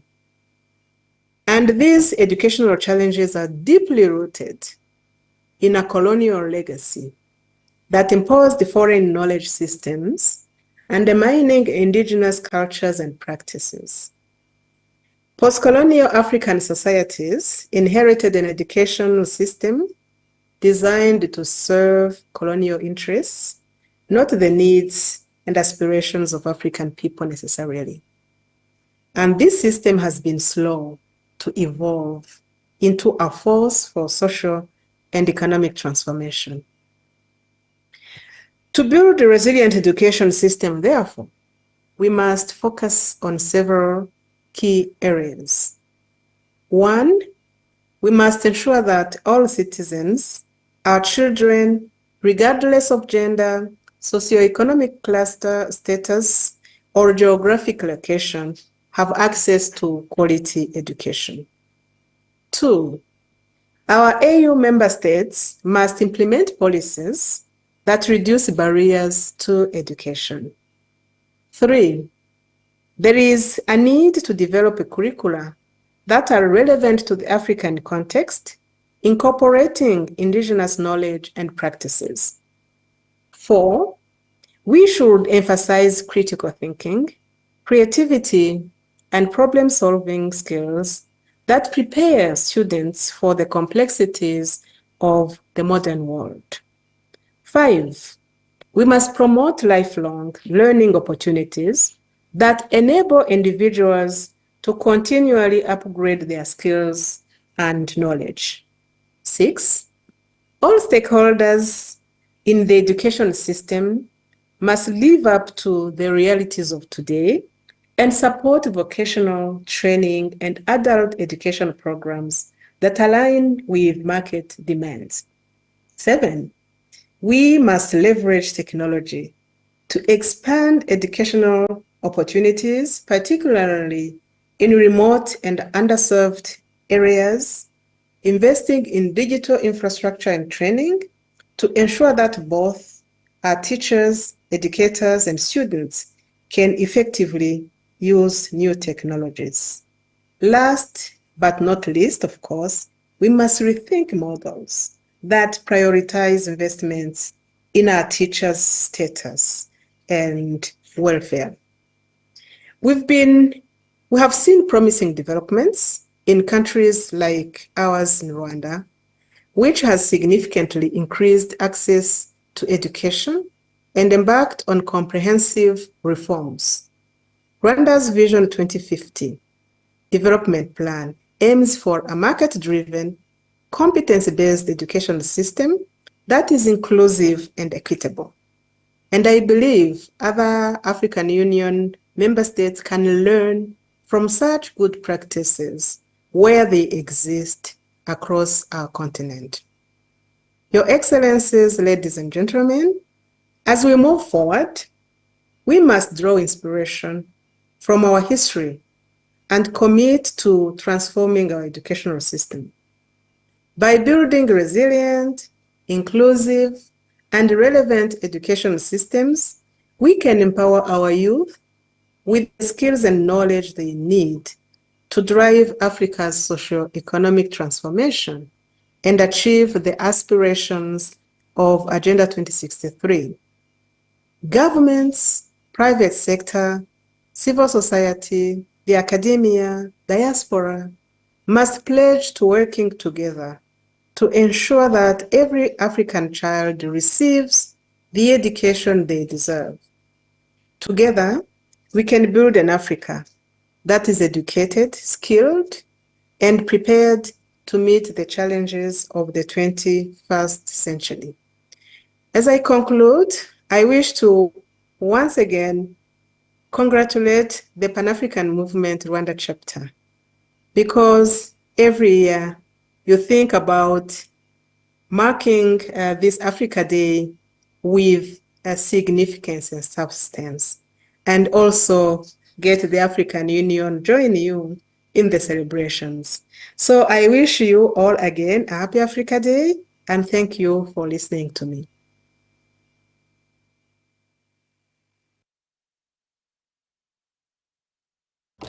Thank you very much, Dr. Monique Nsanzabaganwa, and thank you for your remarks. I would kindly like to ask if we could have a Q&A session. I would kindly like to ask the protocol team to have a roving microphone for those at the back who do not have microphones in front of them, but to the rest, I believe you have microphones in front of you. So if we could have questions addressed to the panel for the next 25 to 30 minutes. Please state your name, and let's try and make the questions as brief as possible. Any questions or comments? Yes.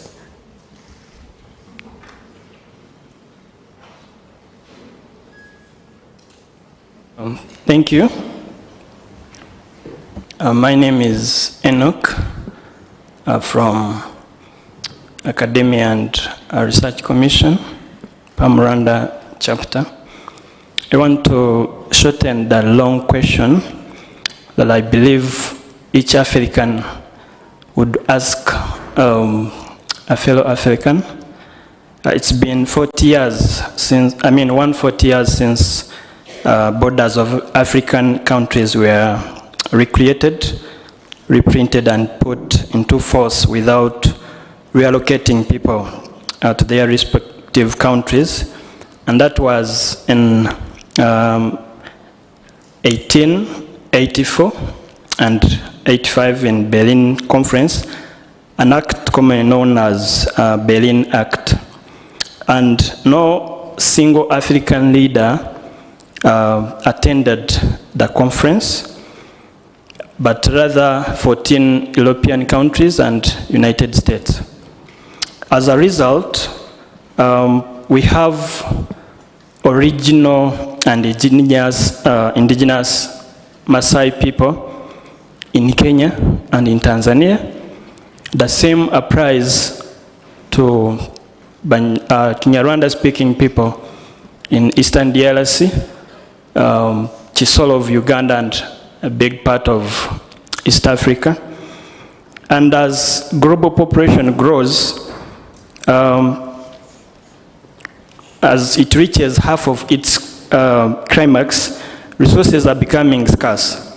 And people have started fighting for the resources, and then calling the indigenous people of the land the migrants. This resulted into wars, genocides, and different insecurities. Now, since African countries I'm sorry, Mr. Sir, I'll have to cut you short. Yes, please. Is this a question? Is this a commentary? We really need to be brief and try and get to the point as quickly as possible. I began with a comment, now tending to a question. Okay, please make it brief. Now, since Africans are innocent in this, but the most victimized people, do you think education focusing on the history will solve the matter? Or different treaties should be signed to bring the previous backers into place? Thank you. Let's have two more questions. Yes, there's some people at the back.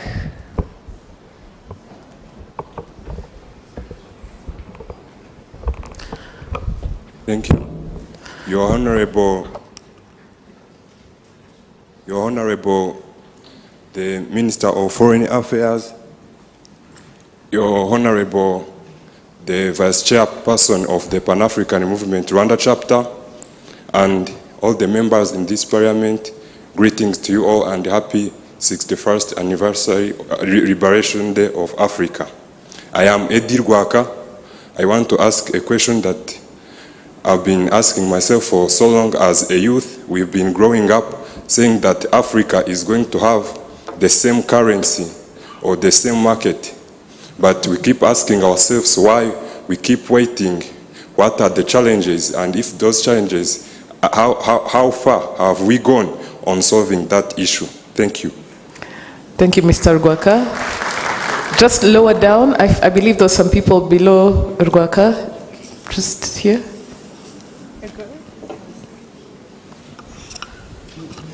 Okay, good afternoon, everyone. I'm Samuel. I'm from Nigeria, a second-year student at the African Leadership University. And I have three questions. One for Mr. Brian, one from Mr. Halbert also. So, Mr. Albert talked about remote learning. Remote learning. So I want to ask that, don't you think that remote learning won't breed more incompetent graduates in our society and continent? Also, for Mr. Brian, I would like to ask, for me, I think mentality cannot be changed, or it's not really easy to change the mentality of people. So how do you think we can curb the problem of internalized racism among in the educational sector? Yeah. Thank you very much. Rose, I'll hand over to you to let the panelists respond. Thank you. Thank you very much. Let me start by the last question, because he addressed direct to Brian and Albert, and then we can take other questions maybe through the panel. Starting with Brian. I don't know. Samuel, thanks for the question. Allow me to read you a quote from Samora Machel, and then I'll try a quick answer.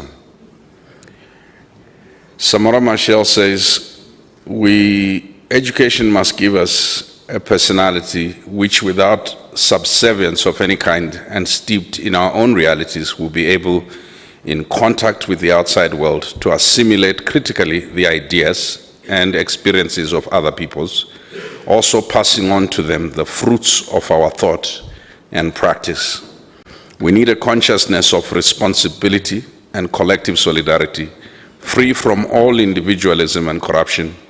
We have to acquire a scientific attitude, open and free from the dead weight of superstition and dogmatic traditions.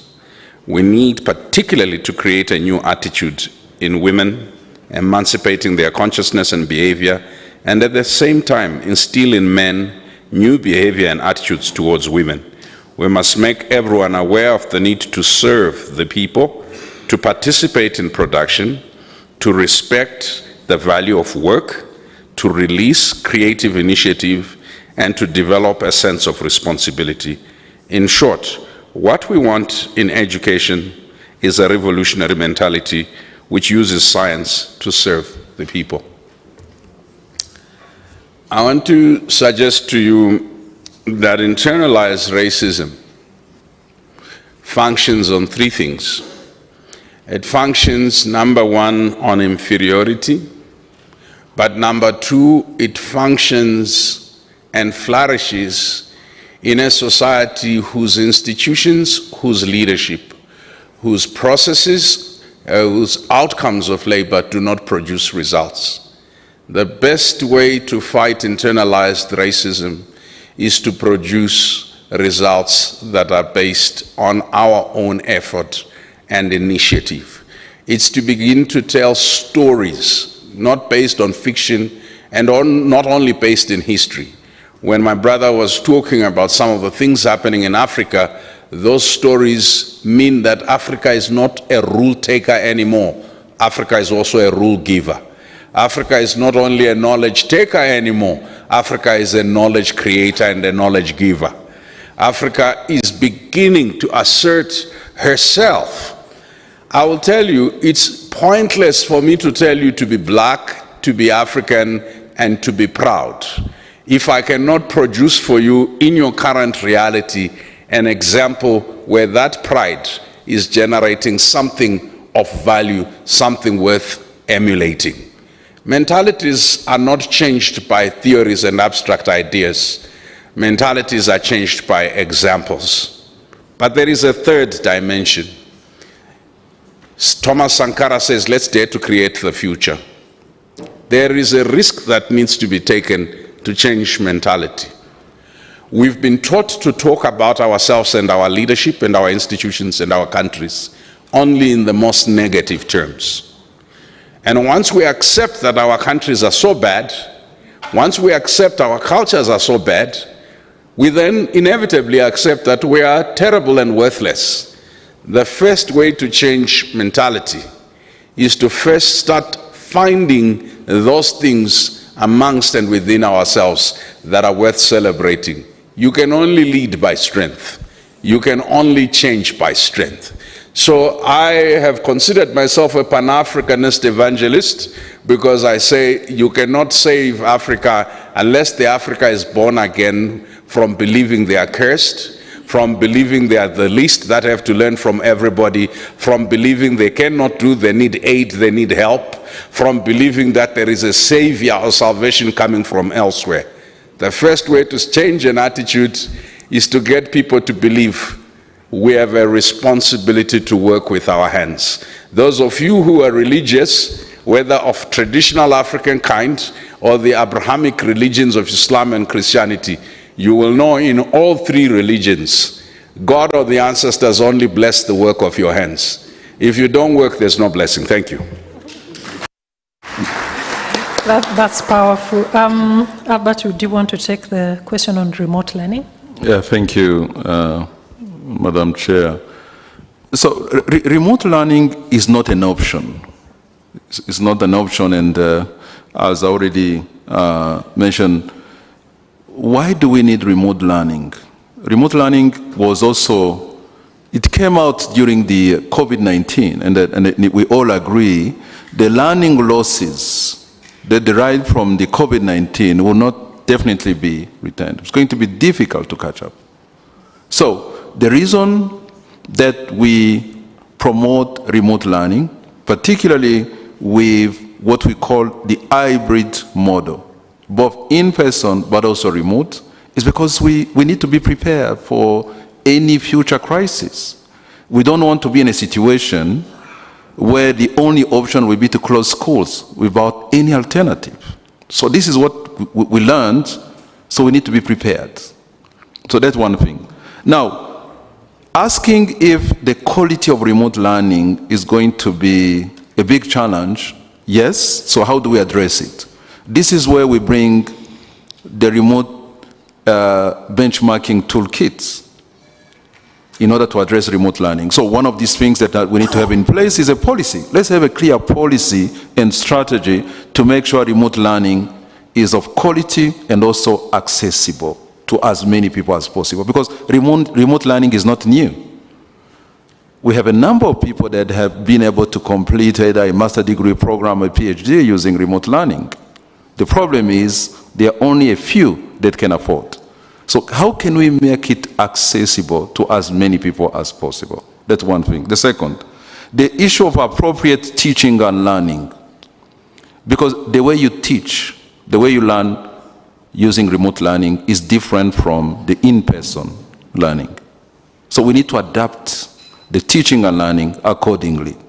The issue of a strong teaching workforce capacity. And I was happy to hear from the Deputy Chair about investment required in promoting quality teaching for teachers, the well-being of teachers. Even though we are talking about technology, teachers will always be needed.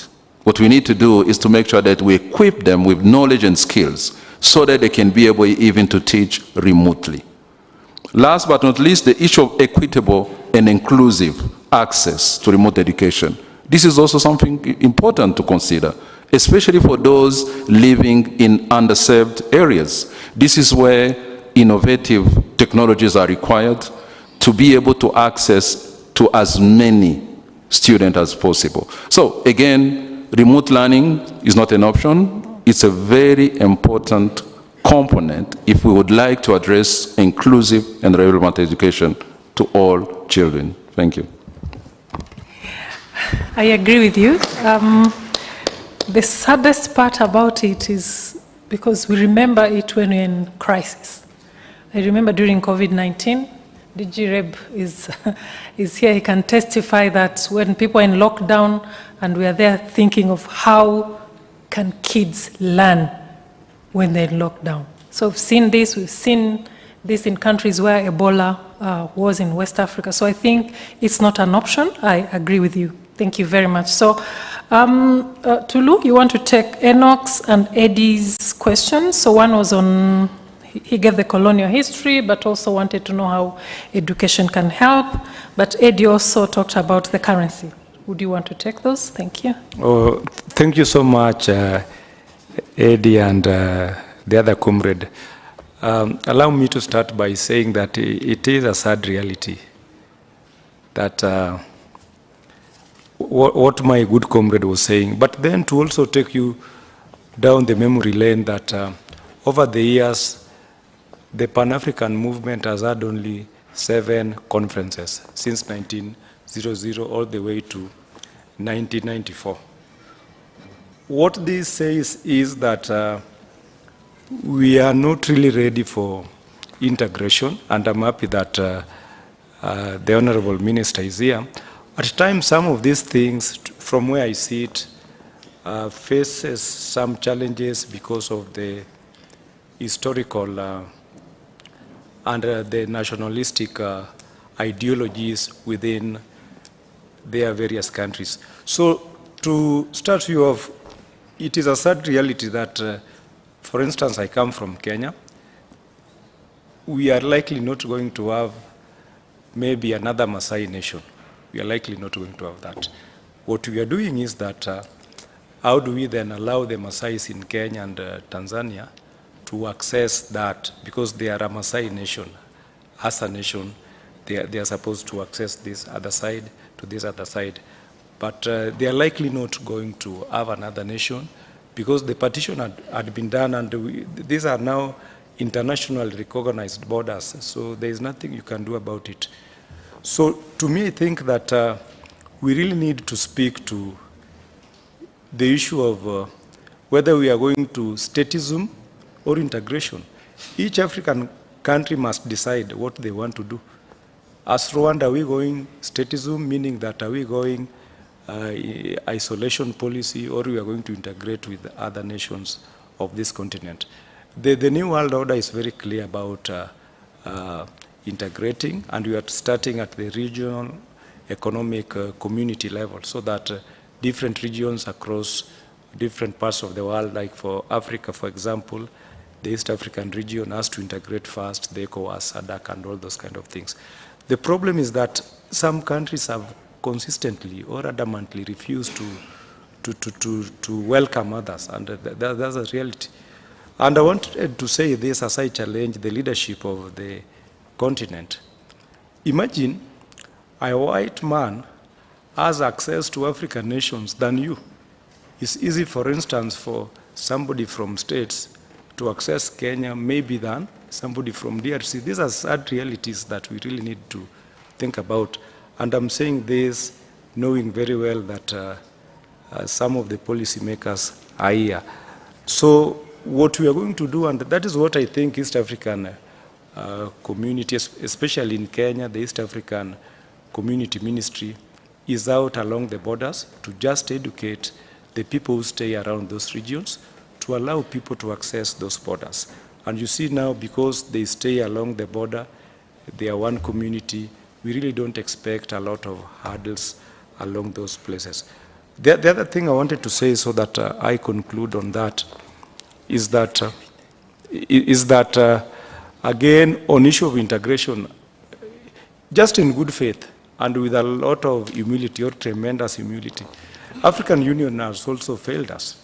We deposited an MOU to African Union in the year 2015, just to take leadership in terms of taking the role of integration, in terms of doing mobilization, civic education, doing the policy dialogue forums that we were talking about. But what happened? That MOU is sitting in Addis Ababa, nothing has been done. And that's why I was saying that Rwanda and Uganda have really done us proud as a continent. I want to say authoritatively that these are the only countries that are really celebrating this day. So these are things that we really need to look at. Now, coming back to the currency, there are steps that have been made as far as AfCFTA is concerned. We are, you know, it's a process. We might not really realize it today, but we are also hopeful because EU did this. Initially it was EEC, right now it is the European Union. It really needs a lot of avoiding these nationalistic ideologies so that we move together as Africans. Recently I heard, maybe the Honorable Minister can confirm, that the East African had thought of launching a currency and they started with a coin. So we are in the right direction.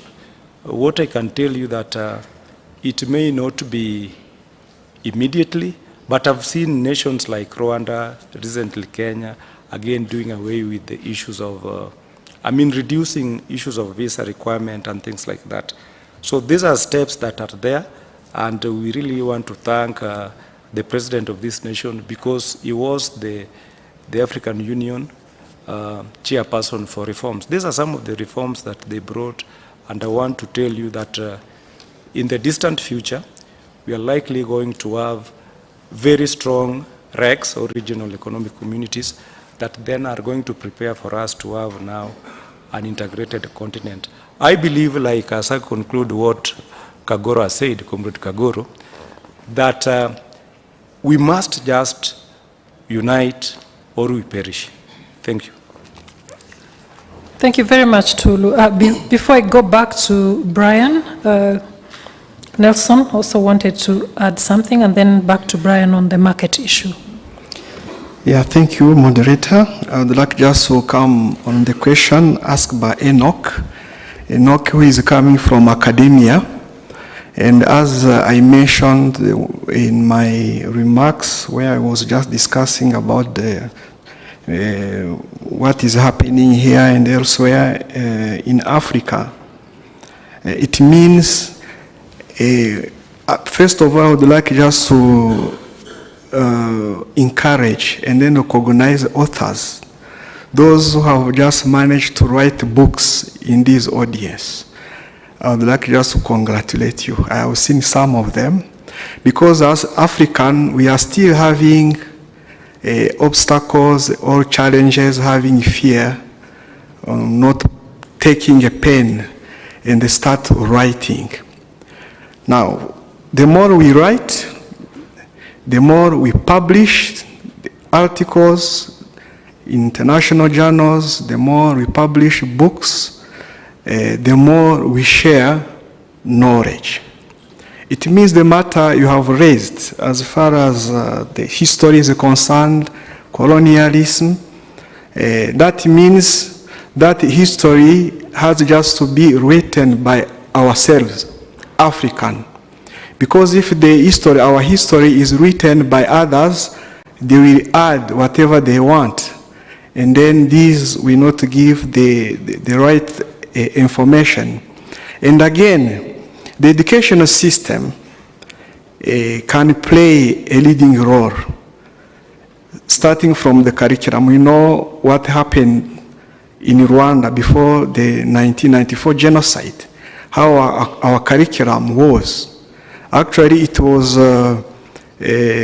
spreading the message, the different messages of divisionism, ethnicity,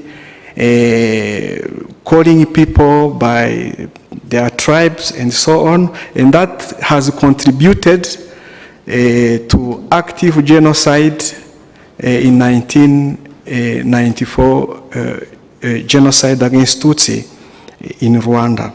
What I can just advise for our educational system, starting from tertiary education, higher learning institution.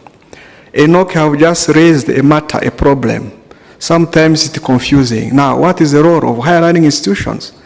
How many articles, books have been just published, starting from this matter, doing empirical research, collecting qualitative data, so that you can be part of distributing or telling the truth on what is happening. I can encourage Enoch, as a person coming from academia, just can you conduct a research and then have an article and then publish, and then from that you create a new knowledge. And again, this encouragement for everyone here, being able just to write something. It can just be 1 page, 2 pages. It can just be published, and then we tell ourselves our history. The more we do it, the more the truth will come out, and then we shall display the good right and the truth about our own countries. Thank you.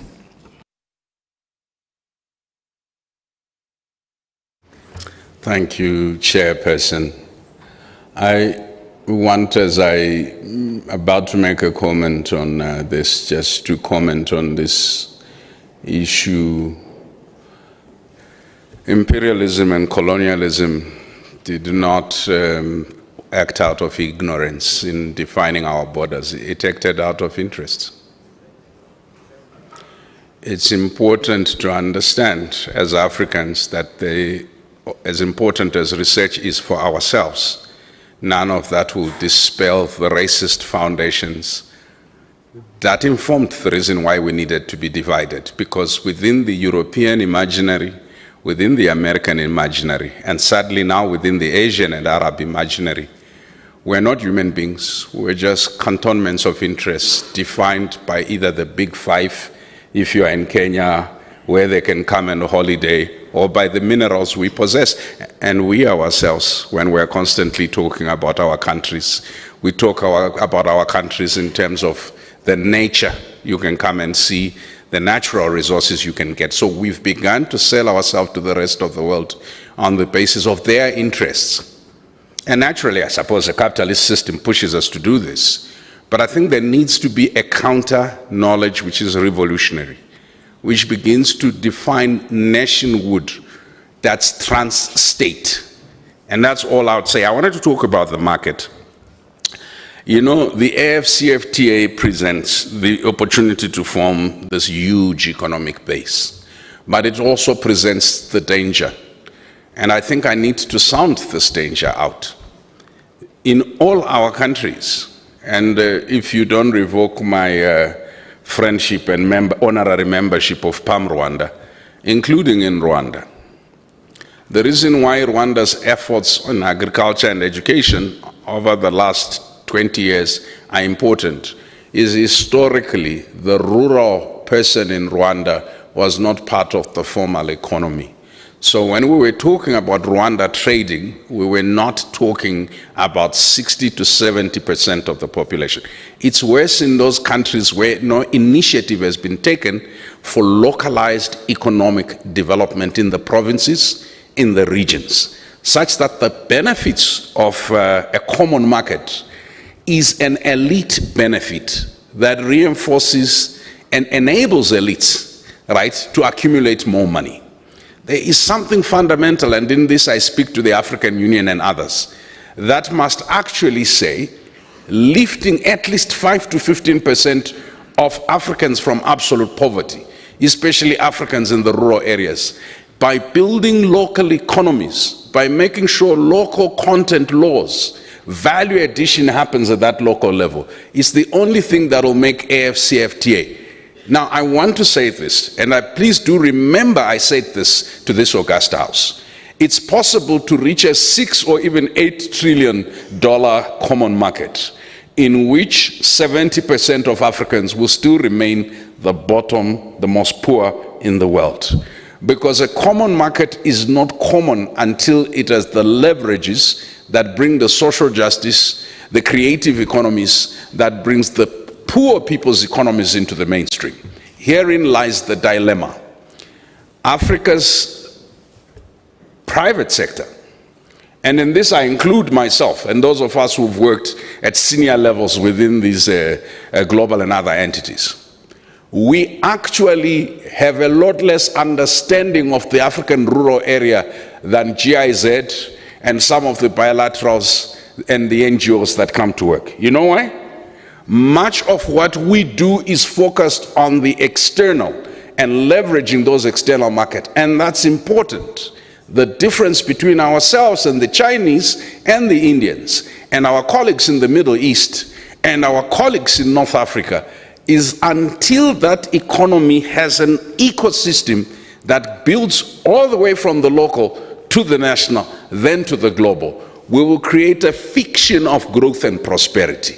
So I just wanted to remind us that to be a common market, it must be a market that the common wananchi, the common person has to that market. And lastly, we are still building based on commodities wanted by others, on goods and services wanted by others.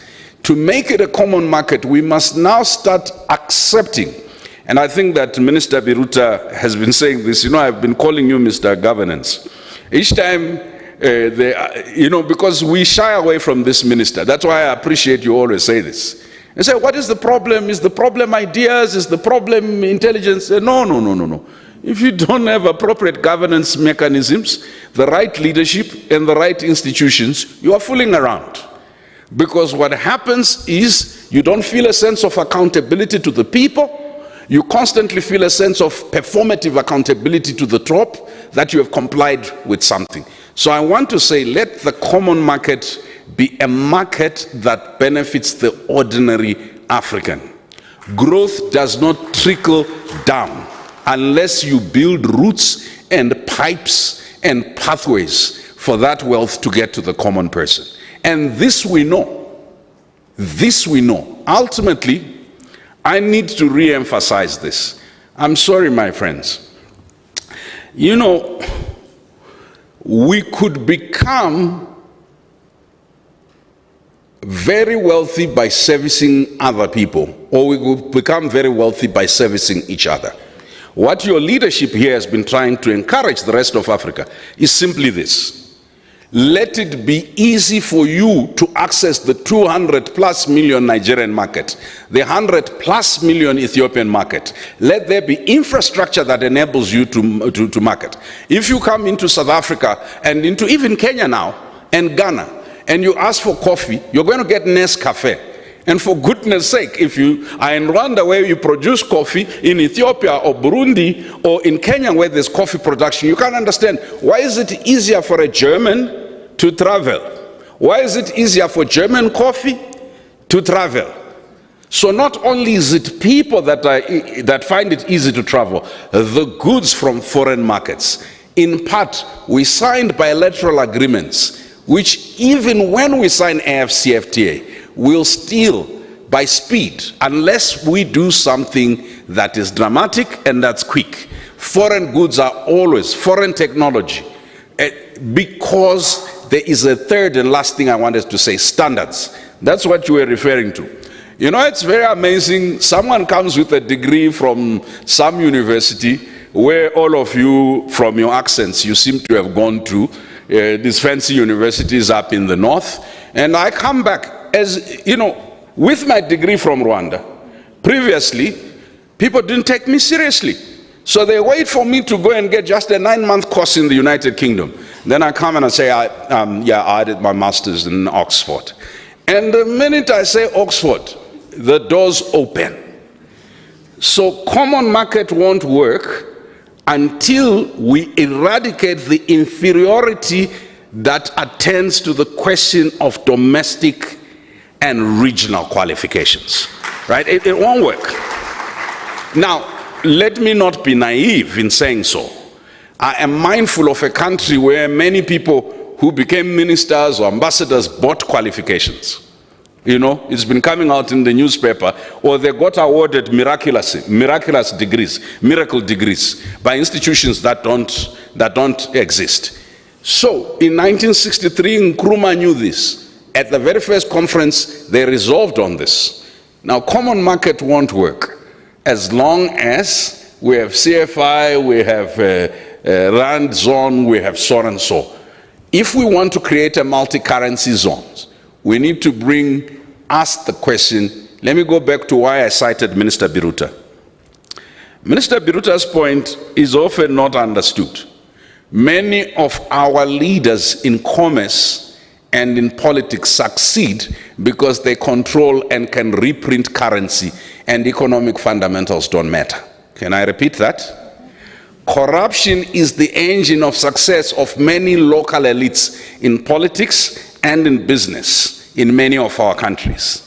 So the reluctance to have a common currency that you can't print at will are by people who have never practiced legitimate business practices. And therefore you are undermining their capacity to prosper on the basis of corruption as opposed to the basis of industry. So the one problem to the common currency is not how long it will rationalize. It's not even the fundamental question of winners and losers, because that's a key issue. The major issue is until the African elite, who know when you print currency, you can create a parallel market of that currency and make a lot more by hoarding foreign currency or creating false shortages in the economy. And you can trade goods through the opaque system that they control across borders. Until they are part of this conversation, the rest of us who are talking in good faith maybe are rather wishful thinkers. But because we are the majority, we need to start naming, to start calling, to start identifying who within our economies, both in the illegal economy, but in the so-called formal economy, benefit and are wealthy and are powerful because of corruption and manipulation of currencies.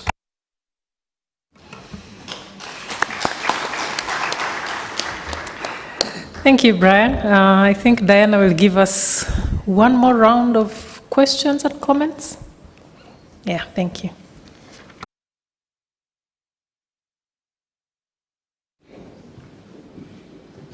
We can start this round by listening to, I think, a Pan-African Movement chapter representative from the Democratic Republic of Congo. Do you have a microphone? Yeah, just. My name is Steve Matenga, and my question is addressed to Comrade Kagoro. Talking about educate and skill Africa for the 21st century, after 61 years of African liberation, Comrade Kagoro, have we defined the Africa we want for this 21st century in order to be able to build a common education curriculum which allows us to achieve it? That's my question. Thank you. Thank you. Yes, please go ahead. Mr. Kunziza. Yeah, thank you.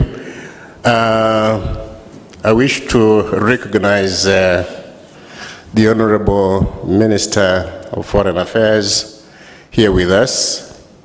All protocols observed. Diana, I want to start by saying I'll only continue if you allow me to take as much time as Brian took in answering one question.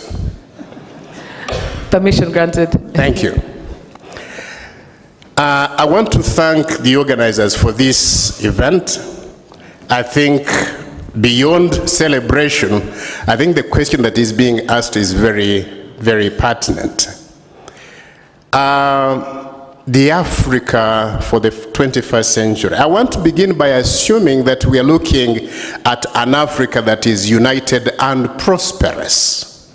And if we assume that that is the Africa we're looking at, then we need to look at the context in which we are in order to understand how we ought to skill the Africa fit for purpose. Now, 28 years from today, actually 26 years from today, we are told that the population of Africa will have doubled to about 2.5 billion. Now, how do we ensure that double our population today is going to enjoy unity and prosperity? Because that is only 26 years, it's one generation. And my feeling is that for us to be able to do that, we ought to do what Monique called educational renaissance, or what Brian was talking about, an educational revolution, or a change of a mindset. We need to begin looking at doing things differently. For me, a prosperous Africa must be one where we're able to create wealth, to produce what we consume, and able to trade with the rest of the world, to create internal wealth. For us to be able to do that, I think there is an elephant in the room, something that we always avoid talking about, and that is the issue of industrialization. Intentional focus on industrialization. Why do I say this? I'll give you numbers. In about 2 years ago, 2021, Africa imported goods worth about 305 billion from about 236 countries. These were about 4,624 different products that we imported from outside, which could be produced by local industries. If we go by what Brian was saying, to localize production so that we can begin to produce what we want instead of importing them. Now, for us to be able to do that, I am afraid, Brian, we are not going to be looking at thinkers of education of the future. The future is now. There is urgency for us to meet the demands of 2.5 billion people in 26 years. We ought to be thinking and planning today, not in the future, because the demand for consumption, the demand for health, the demand for education is right here. We need to be looking at how we take care of the educational demands of 1.2 billion people that are coming within the next 26 years. And that there is urgency in terms of our response. And there is need for us, if we are going to create wealth, to create jobs, we need to invest in expanding the carrying capacity of our economies, and we can't do that if we do not focus on industrialization.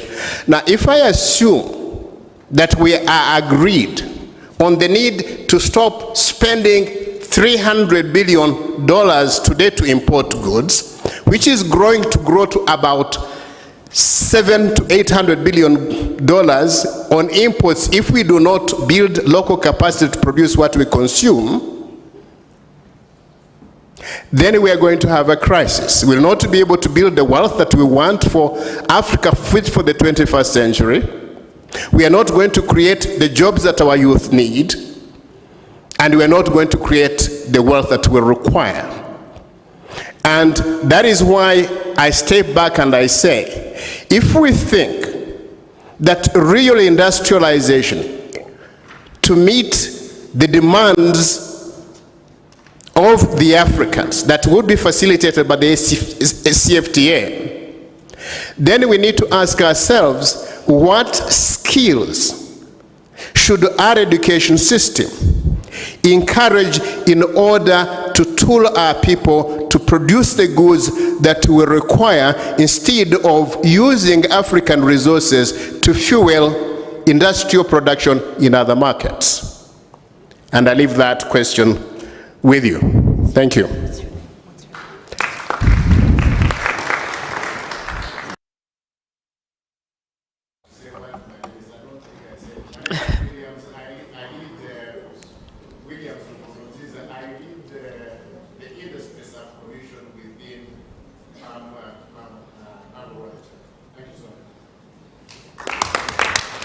Okay, a few more questions. Yes, the lady there, please.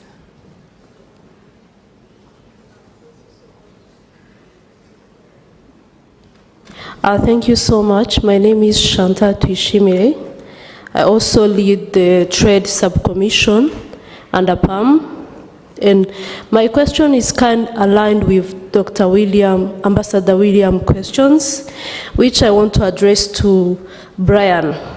And it's we all know that Pan-Africanism and also the development of Africa is based on two things, which is education and agriculture. And we always keep bringing different solutions around, but there is lack of connectivity between who do we need on the labor market, but also who do we produce in our schools. Brian has talked more about curriculum change and revolutions, which we are all still reiterating around. But I was asking, and even I want to ask him, how does he think this is going to change? Yet those who will create this curriculum are the ones who studied in those form of the question, the things we are actually asking, how the credibility of shaping the future of Africa. We are now celebrating the 61st Africa Liberation, but I want to ask him if we look ahead for the coming few years, and let's say we'll be celebrating 100th Africa Liberation Day, how does he think this education and skill for Africa going to change, yet we don't have a clear path to reach there. So I would like him to stress there, in his perspective, but also the DG is here, if we don't start with, excuse me, if we don't start with the leaders as well, by them to understand the need for Africa, but also this revolution starts by all of us. How do we think in when we'll be celebrating 100th of liberation of Africa, in terms of education and people for Africa, how will it be? Thank you so much. Thank you. One last question. Yes, the gentleman waving a book for attention. Can we please give him the microphone?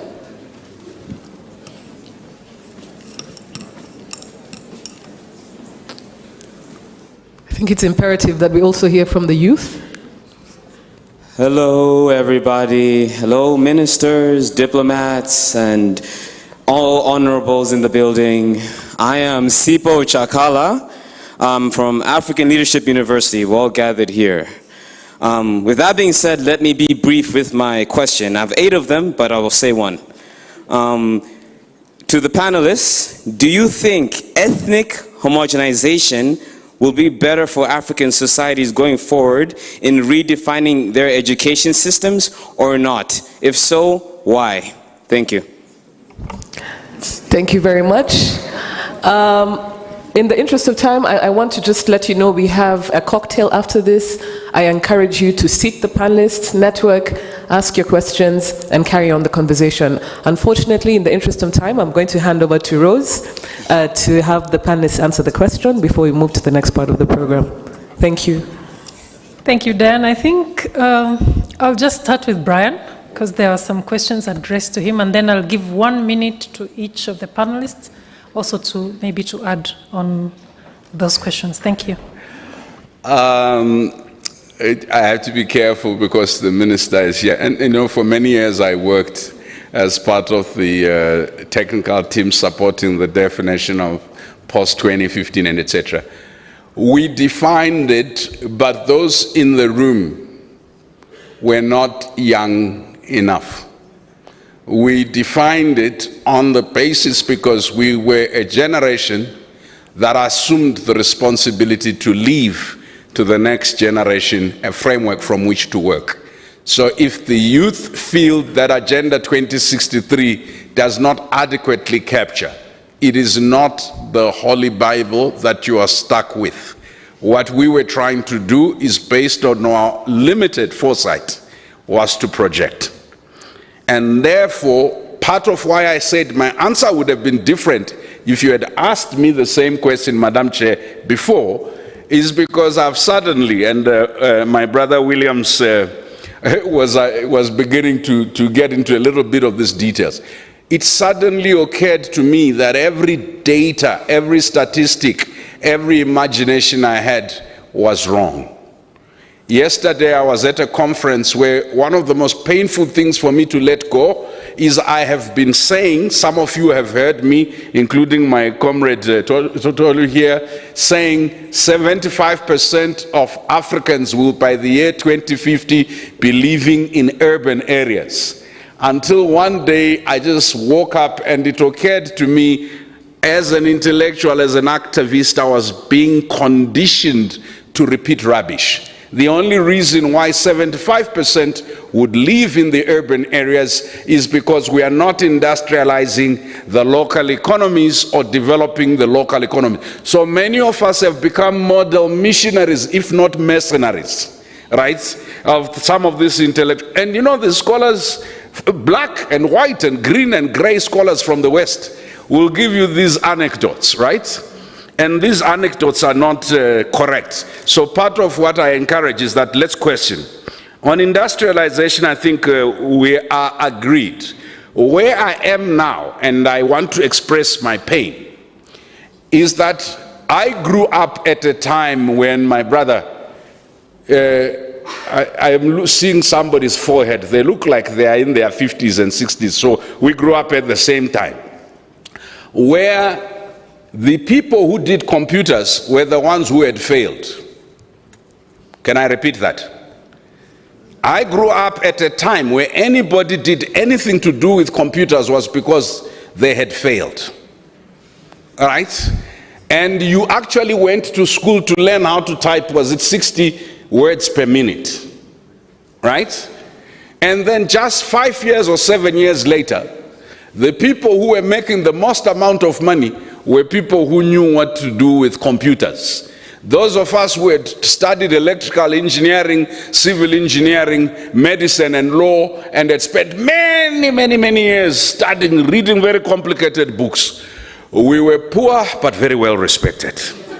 Now, that means in thinking about the future, right, I met my niece and I asked her, what are you doing? And she said, I'm studying ceramics. Now, to a stupid lawyer like me, ceramics is tiles, right? I then discovered it's the new form of material that will be used for space and other forms of aircraft. And I did not realize there was any study of such things. It's way futuristic, but she assured me within the next 5 to 10 years, most industries would move to this. And she also tried to explain to me how China, knowing that the resource war would decapitate us, started making composite materials, where there is a mixture of wood and something else. Some of you have used those tiles, those ceramic tiles in your homes. So the future of these blended resources, created resources as opposed to mined resources, the future of ocean economies, of space economies, the future of data being the new oil and the new gold, the contestation over water, the contestation over our soil, and the contestation over our genes. We're told that black genes or African genes carry the solution to the future pandemics. But how many people are studying the genome projects? So it seems to me that industrialization will take a potential of many pathways, and that what I have discovered was wrong with the British education I received, Madam Chair, is you just went to study law and studied law. And then when you called yourself a learned colleague, and when people ask you a simple question, you say, according to section 59, no, that's ultra virus, the Constitution. But really, that's not very useful, okay? And they were not even using local lawyers in order to draw up contracts for mining. They were bringing Canadian lawyers, Australian lawyers. Why? Because even in our law schools, notwithstanding the huge resource finds, we were not training accountants and lawyers who can actually function for the next generation of agri-tech, biotech, fintech, and etc. So I want to suggest that industrialization will need a sophisticated service sector. So the reason why I said we need holistic education is when I first met the minister, I asked him, so you are a doctor of political science? He said, no. You told me, I think you are from a physical science. I said to him, you are the future. Because we've classically defined pathways. I don't know what Dangote studies, but what I can tell you for sure, it was not cement or oil. But he is a billionaire in that. If we can have education systems, Madam Chair, that make us holistic, which is what you were saying, that I can learn coding and still study history. I don't have to be condemned to doing only physical science. If I'm interested in sampling a course in politics whilst I'm doing medicine, it should be possible. Our education needs that revolution. Let me end, lest someone else ask a question long because I took long to answer. Chantal, I think you asked a very important question around. Now let me just make a small point. When my brother Williams was talking about imports, you know what broke my heart, Madam Chair? When Africans talk about mining, they talk about fancy things like gold and so on and so forth. What do we use the most to link to Chantal's question? Phosphates, nitrates, or the inputs of fertilizers. Africa imported more than $90 billion worth of fertilizers. Very few African countries are producing fertilizers. And yet most of the phosphates, the nitrates, the inputs to make fertilizers are found here. Africans are rushing to mine very complicated things. The thing that's most used here, we handed over actually the intellectual property rights for seed and fertilizer production. At the moment we were told we were privatizing. And so our ability to industrialize using our own fertilizer and our own seed was set back by at least 35 to 50 years. But that's the revolution. To go back to Chantal's point. Chantal, I mean, I feel guilty, although I was too young to have been. Why do I feel guilty? It's because agriculture is complicated. There's agriculture which is about the actual production. There's agro-based industry, which includes agro-processing and other things, agro-marketing. What the African Union resolved in 2009 at its Libya CERT summit, it has a huge resolution on agriculture value chain development across regions. I have good news for you, Chantal. It's waiting to be implemented. Maybe you will help us implement. The investment in agriculture education that goes beyond the classical thing that my father was learning, that I was learning in agriculture, is yet to be done. So if we want hydroponics or we want something, we are relying on people who are coming from overseas. If we want to learn something about new forms of energy to enhance agricultural production, new forms of agro-based, we're relying on overseas. So what is the revolution? I said yesterday, and somebody said to me, you shouldn't repeat it, but with your permission, I want to repeat it and shut up. In every country, I have been joining people who've been saying to governments and to policymakers, I have been saying it, we need to make agriculture sexy for young people. And then it occurred to me that these people are actually going to be adults. They don't need to do anything. They just need to stay alive for the next 5 to 10 years. They'll be starving adults. So whether I make it sexy or not, you know, they will need it. Otherwise, Thomas Sankara is right. You're a slave of whoever feeds you. Whilst there's a generation that must do things in order to make you understand the benefit of agriculture, it's laziness to assume that it is the business of adults to make the thing you need for your survival in the future sexy for you. Because if you want everything that nourishes you sexy, ask us to make food sexy. Ask us to make film sexy. Ask us to listen, young people, there is no youth, there is no age in poverty. You can be old poor, young poor, baby poor.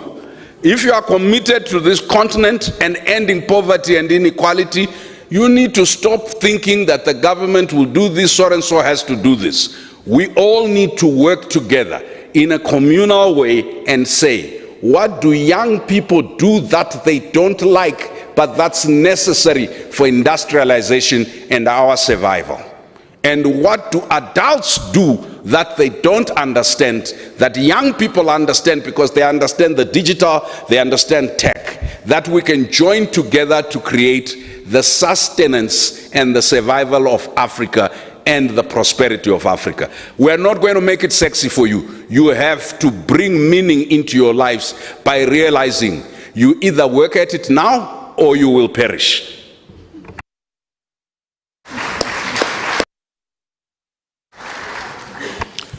Very tough to speak after an evangelist, you know.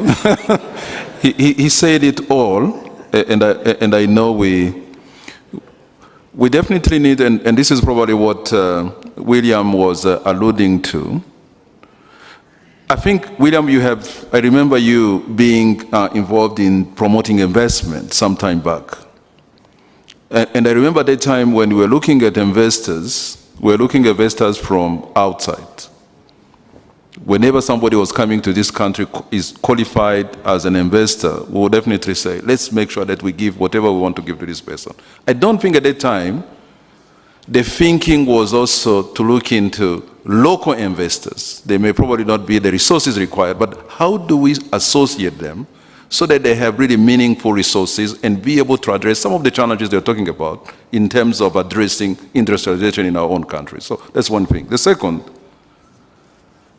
I remember a couple of weeks ago, I was hearing Kaberuka, the former president of the African Development Bank. He was talking about if we need Africa to be competitive and to meet the needs of this new thinking of African free trade market, we need to start looking at those countries that have, one, big economies, population, that can help to drive decentralization without necessarily forgetting others, but at least to start somewhere. So he was talking about countries like Nigeria, South Africa, and so to respond to your question, Williams, I think there is a new thinking that requires to go beyond our national boundaries. And of course, for such a discussion to start, we need to push first for values. What is the value that connects a Rwandan to Ugandan to anyone to understand, unless we come together with a common strategy to address the issues such as industrialization, we will never be competitive. One. Two, there's the issue of making education and skill demand driven.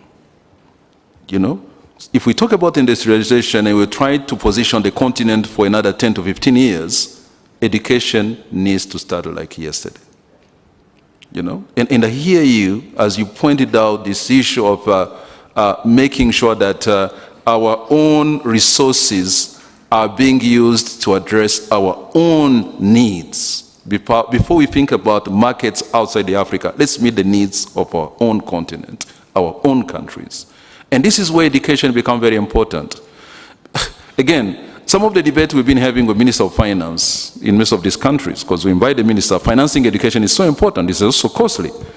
And ministers, some of these ministers of finance will always tell us, you see, we keep increasing finance with the limited resources, and you keep bringing us challenges and issues. When a minister of finance will actually see any single current dollar putting, there's also a return, we are actually bringing the issue of increasing financing. So this is also a response to what you are saying. If we want to make sure that investment going to education is meaningful, is responding, is let's make it demand-driven and also build accountability beyond even the education system itself. Bringing this private sector to make sure that they are also attracting these young people that are being graduated to give them the opportunity and challenges to address some of the issues we're talking about. So, in brief, unless we as African, we understand that we have what is required to be industrialized, we need to work together as Africans, we need to go beyond our own crises, our own challenges as a continent. I think it's going to be some time. And others are actually taking advantage of this division that we're going through. Whenever we go out claiming that a neighbor has done all these things, we are creating actually opportunities for them to come and actually supply whatever we want to try. So let's make education demand-driven. Let's make sure that as we produce these young people graduating, we also have the means and we facilitate the involvement in whatever plan we have for the future. So I hear you. I think we need more conversation like this, bringing people beyond actually us, bringing the private sector in this room, bringing both policymakers in this room to see how best we can connect the dots. I think that's really where we are having challenges, and this is how we can actually overcome. Thank you. That's powerful. Thank you, Albert. 1 minute, Mr. Tulu. Thank you so much. In the interest of time, I wanted to say that the story of ethnic homogenization is a very difficult one, based on the histories that define us as a nation. And I would say that what is important for us is that let us look for things that unite us as a culture, then move with those. But if we are going to go back to those other things, we are having almost 1,000 different tribes, and we behave differently, and the way the nation states are also constructed is different. So in the interest of time, I would want to say that let's look for what would unite us, for instance, language, and I think the AU has picked on something like Kiswahili that works for us. If some of the foods works for us, let us pick that. Otherwise, it's a very emotive issue that I don't want to get into at this point in time. Thank you. Thank you. Dr. Nelson? Thank you. As African Liberation Day, the 2024 theme focuses on education with the theme Educate and Skill Africa for the 21st century. I would like to recommend the following, as I have just said. We need to invest in all factors leading to access to education. And we need just to plan for a newborn from Africa to access the pre-primary education, primary, secondary, TVET is possible higher learning institution.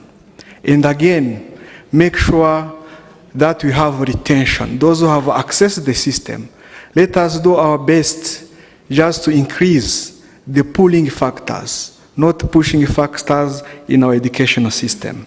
Let us have a curriculum which is responding to our problems, and also make sure that all students in educational system, they are performing and then they are completing their studies. And again, let us share experience as governments, as countries. Recently, the government of Rwanda have signed an MOU with Zimbabwe in exchanging educational personnel. This is amazing. Yeah, we are learning from them. They are learning from us with the co-teaching. And then these kind of MOUs created among us, among African countries, they can now create a foundation which can help us just to have our educational system very strong and learning from each other. Thank you very much. Thank you. Thank you very much. Before I hand over the mic to Diana, I would like to thank you very much, all of you, for your attention. I thank the panelists here in front, Brian, Albert, Tulu, and Nelson. Thank you very much for your contribution. Back to you, Diana. Thank you. Let's give our esteemed panelist and fantastic moderator a round of applause. I kindly ask you to take to your seats. Before we conclude this event, I would like... Yes, Honorable Minister.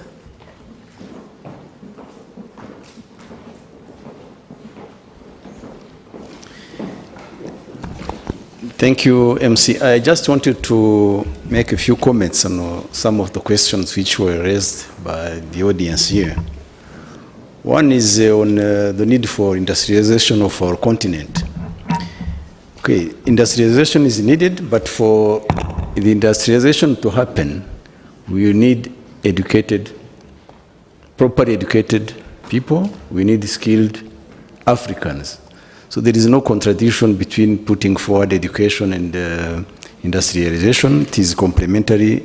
Industrialization could not happen if we don't have educated and properly skilled Africans to lead. Now, number two, someone at the beginning referred to how colonial powers drew borders which crossed,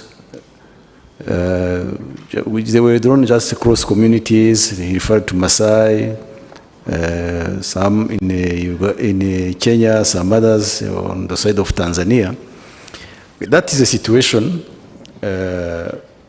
which was created by colonial powers, and we decided that we not touch on those borders. We accepted when the Organization of the African Union was created. We said that we'll keep those borders as they were drawn by colonial powers. It is an unfortunate situation, but the main problem we are having today is that we are using that situation to discriminate against some communities on the basis of that colonial legacy. And we go back to the issues of governance and leadership.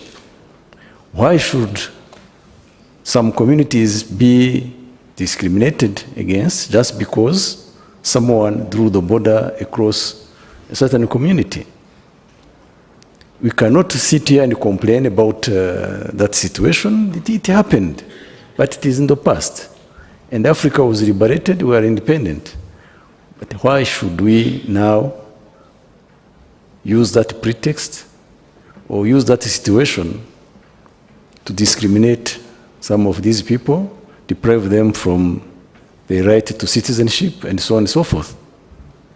It is a leadership and a governance issue, and it is our problem as African leaders. A third comment is related to one lady who asked about how the education is going to be revolutionized by those very people who were educated in the same system. But all the revolutions are conducted by the contemporary people who just grew up in a situation, who realized that there was a need for change. So we should not be worried about who will lead that revolution. And that is the very reason why we are sitting here and we are saying maybe our education systems are not fit for the purpose for development. So we should not be worried. If we are able to sit here and see that the system, our education systems, need to be reformed, so it will happen. If we know where we want to be in the next 26 years. We have our Agenda 2063, and we all agree that we need to create the skills which will be needed for us to conduct that reform we're talking about. So we should not be really worried. Thank you. Thank you very much, Honorable Minister. I would like, before we conclude, to just ask, because I'm told there, in addition to the gentleman from DRC, other Pan-African Movement chapter representatives here. If they have not spoken, I would like to see if we have any who would just like to, from across Africa, of course, would like to share some comments. No? Okay. I think we will carry on taking this conversation further during the cocktail. Without further ado, to give closing remarks, please help me welcome the Vice Chair of the Rwanda Pan-African Movement Chapter, Mr. Epamark Twagimana. Thank you.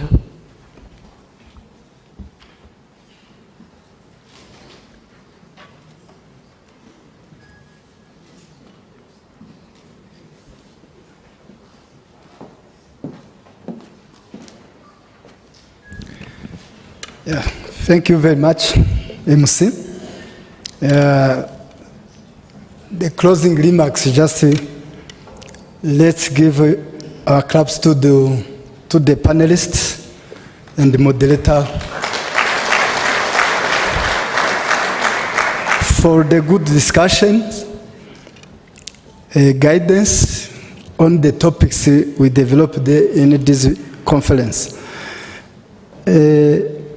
Today, the Africa Liberation Day celebration marks the onward progress of the liberation movement and symbolizes the determination of the people of Africa to themselves from foreigners' domination and exploitation. Just as long as we are talking about the education, we feel comfortable if the African will get the education we want. Thank you, Honorable Minister Vincent, for your intervention. We should not be worried on what is happening around the world. Because of the African, we are standing up to find ourselves the solution on our challenge and problems we are facing at this time. A closing remarks just is not an introduction, the conference again and the topics. Also, I would like to thank to the Deputy Commissioner of AU, Dr. Monique Sanzawagarwa, for his good topic developed for us, and it is well free for the Africanists and the Rwandans and all African in their countries. Just as I was saying, the closing remarks is to thank for your participation, and then we are inviting you all to the cocktail to cut cake and the toast glass. Thank you very much for your participation of today.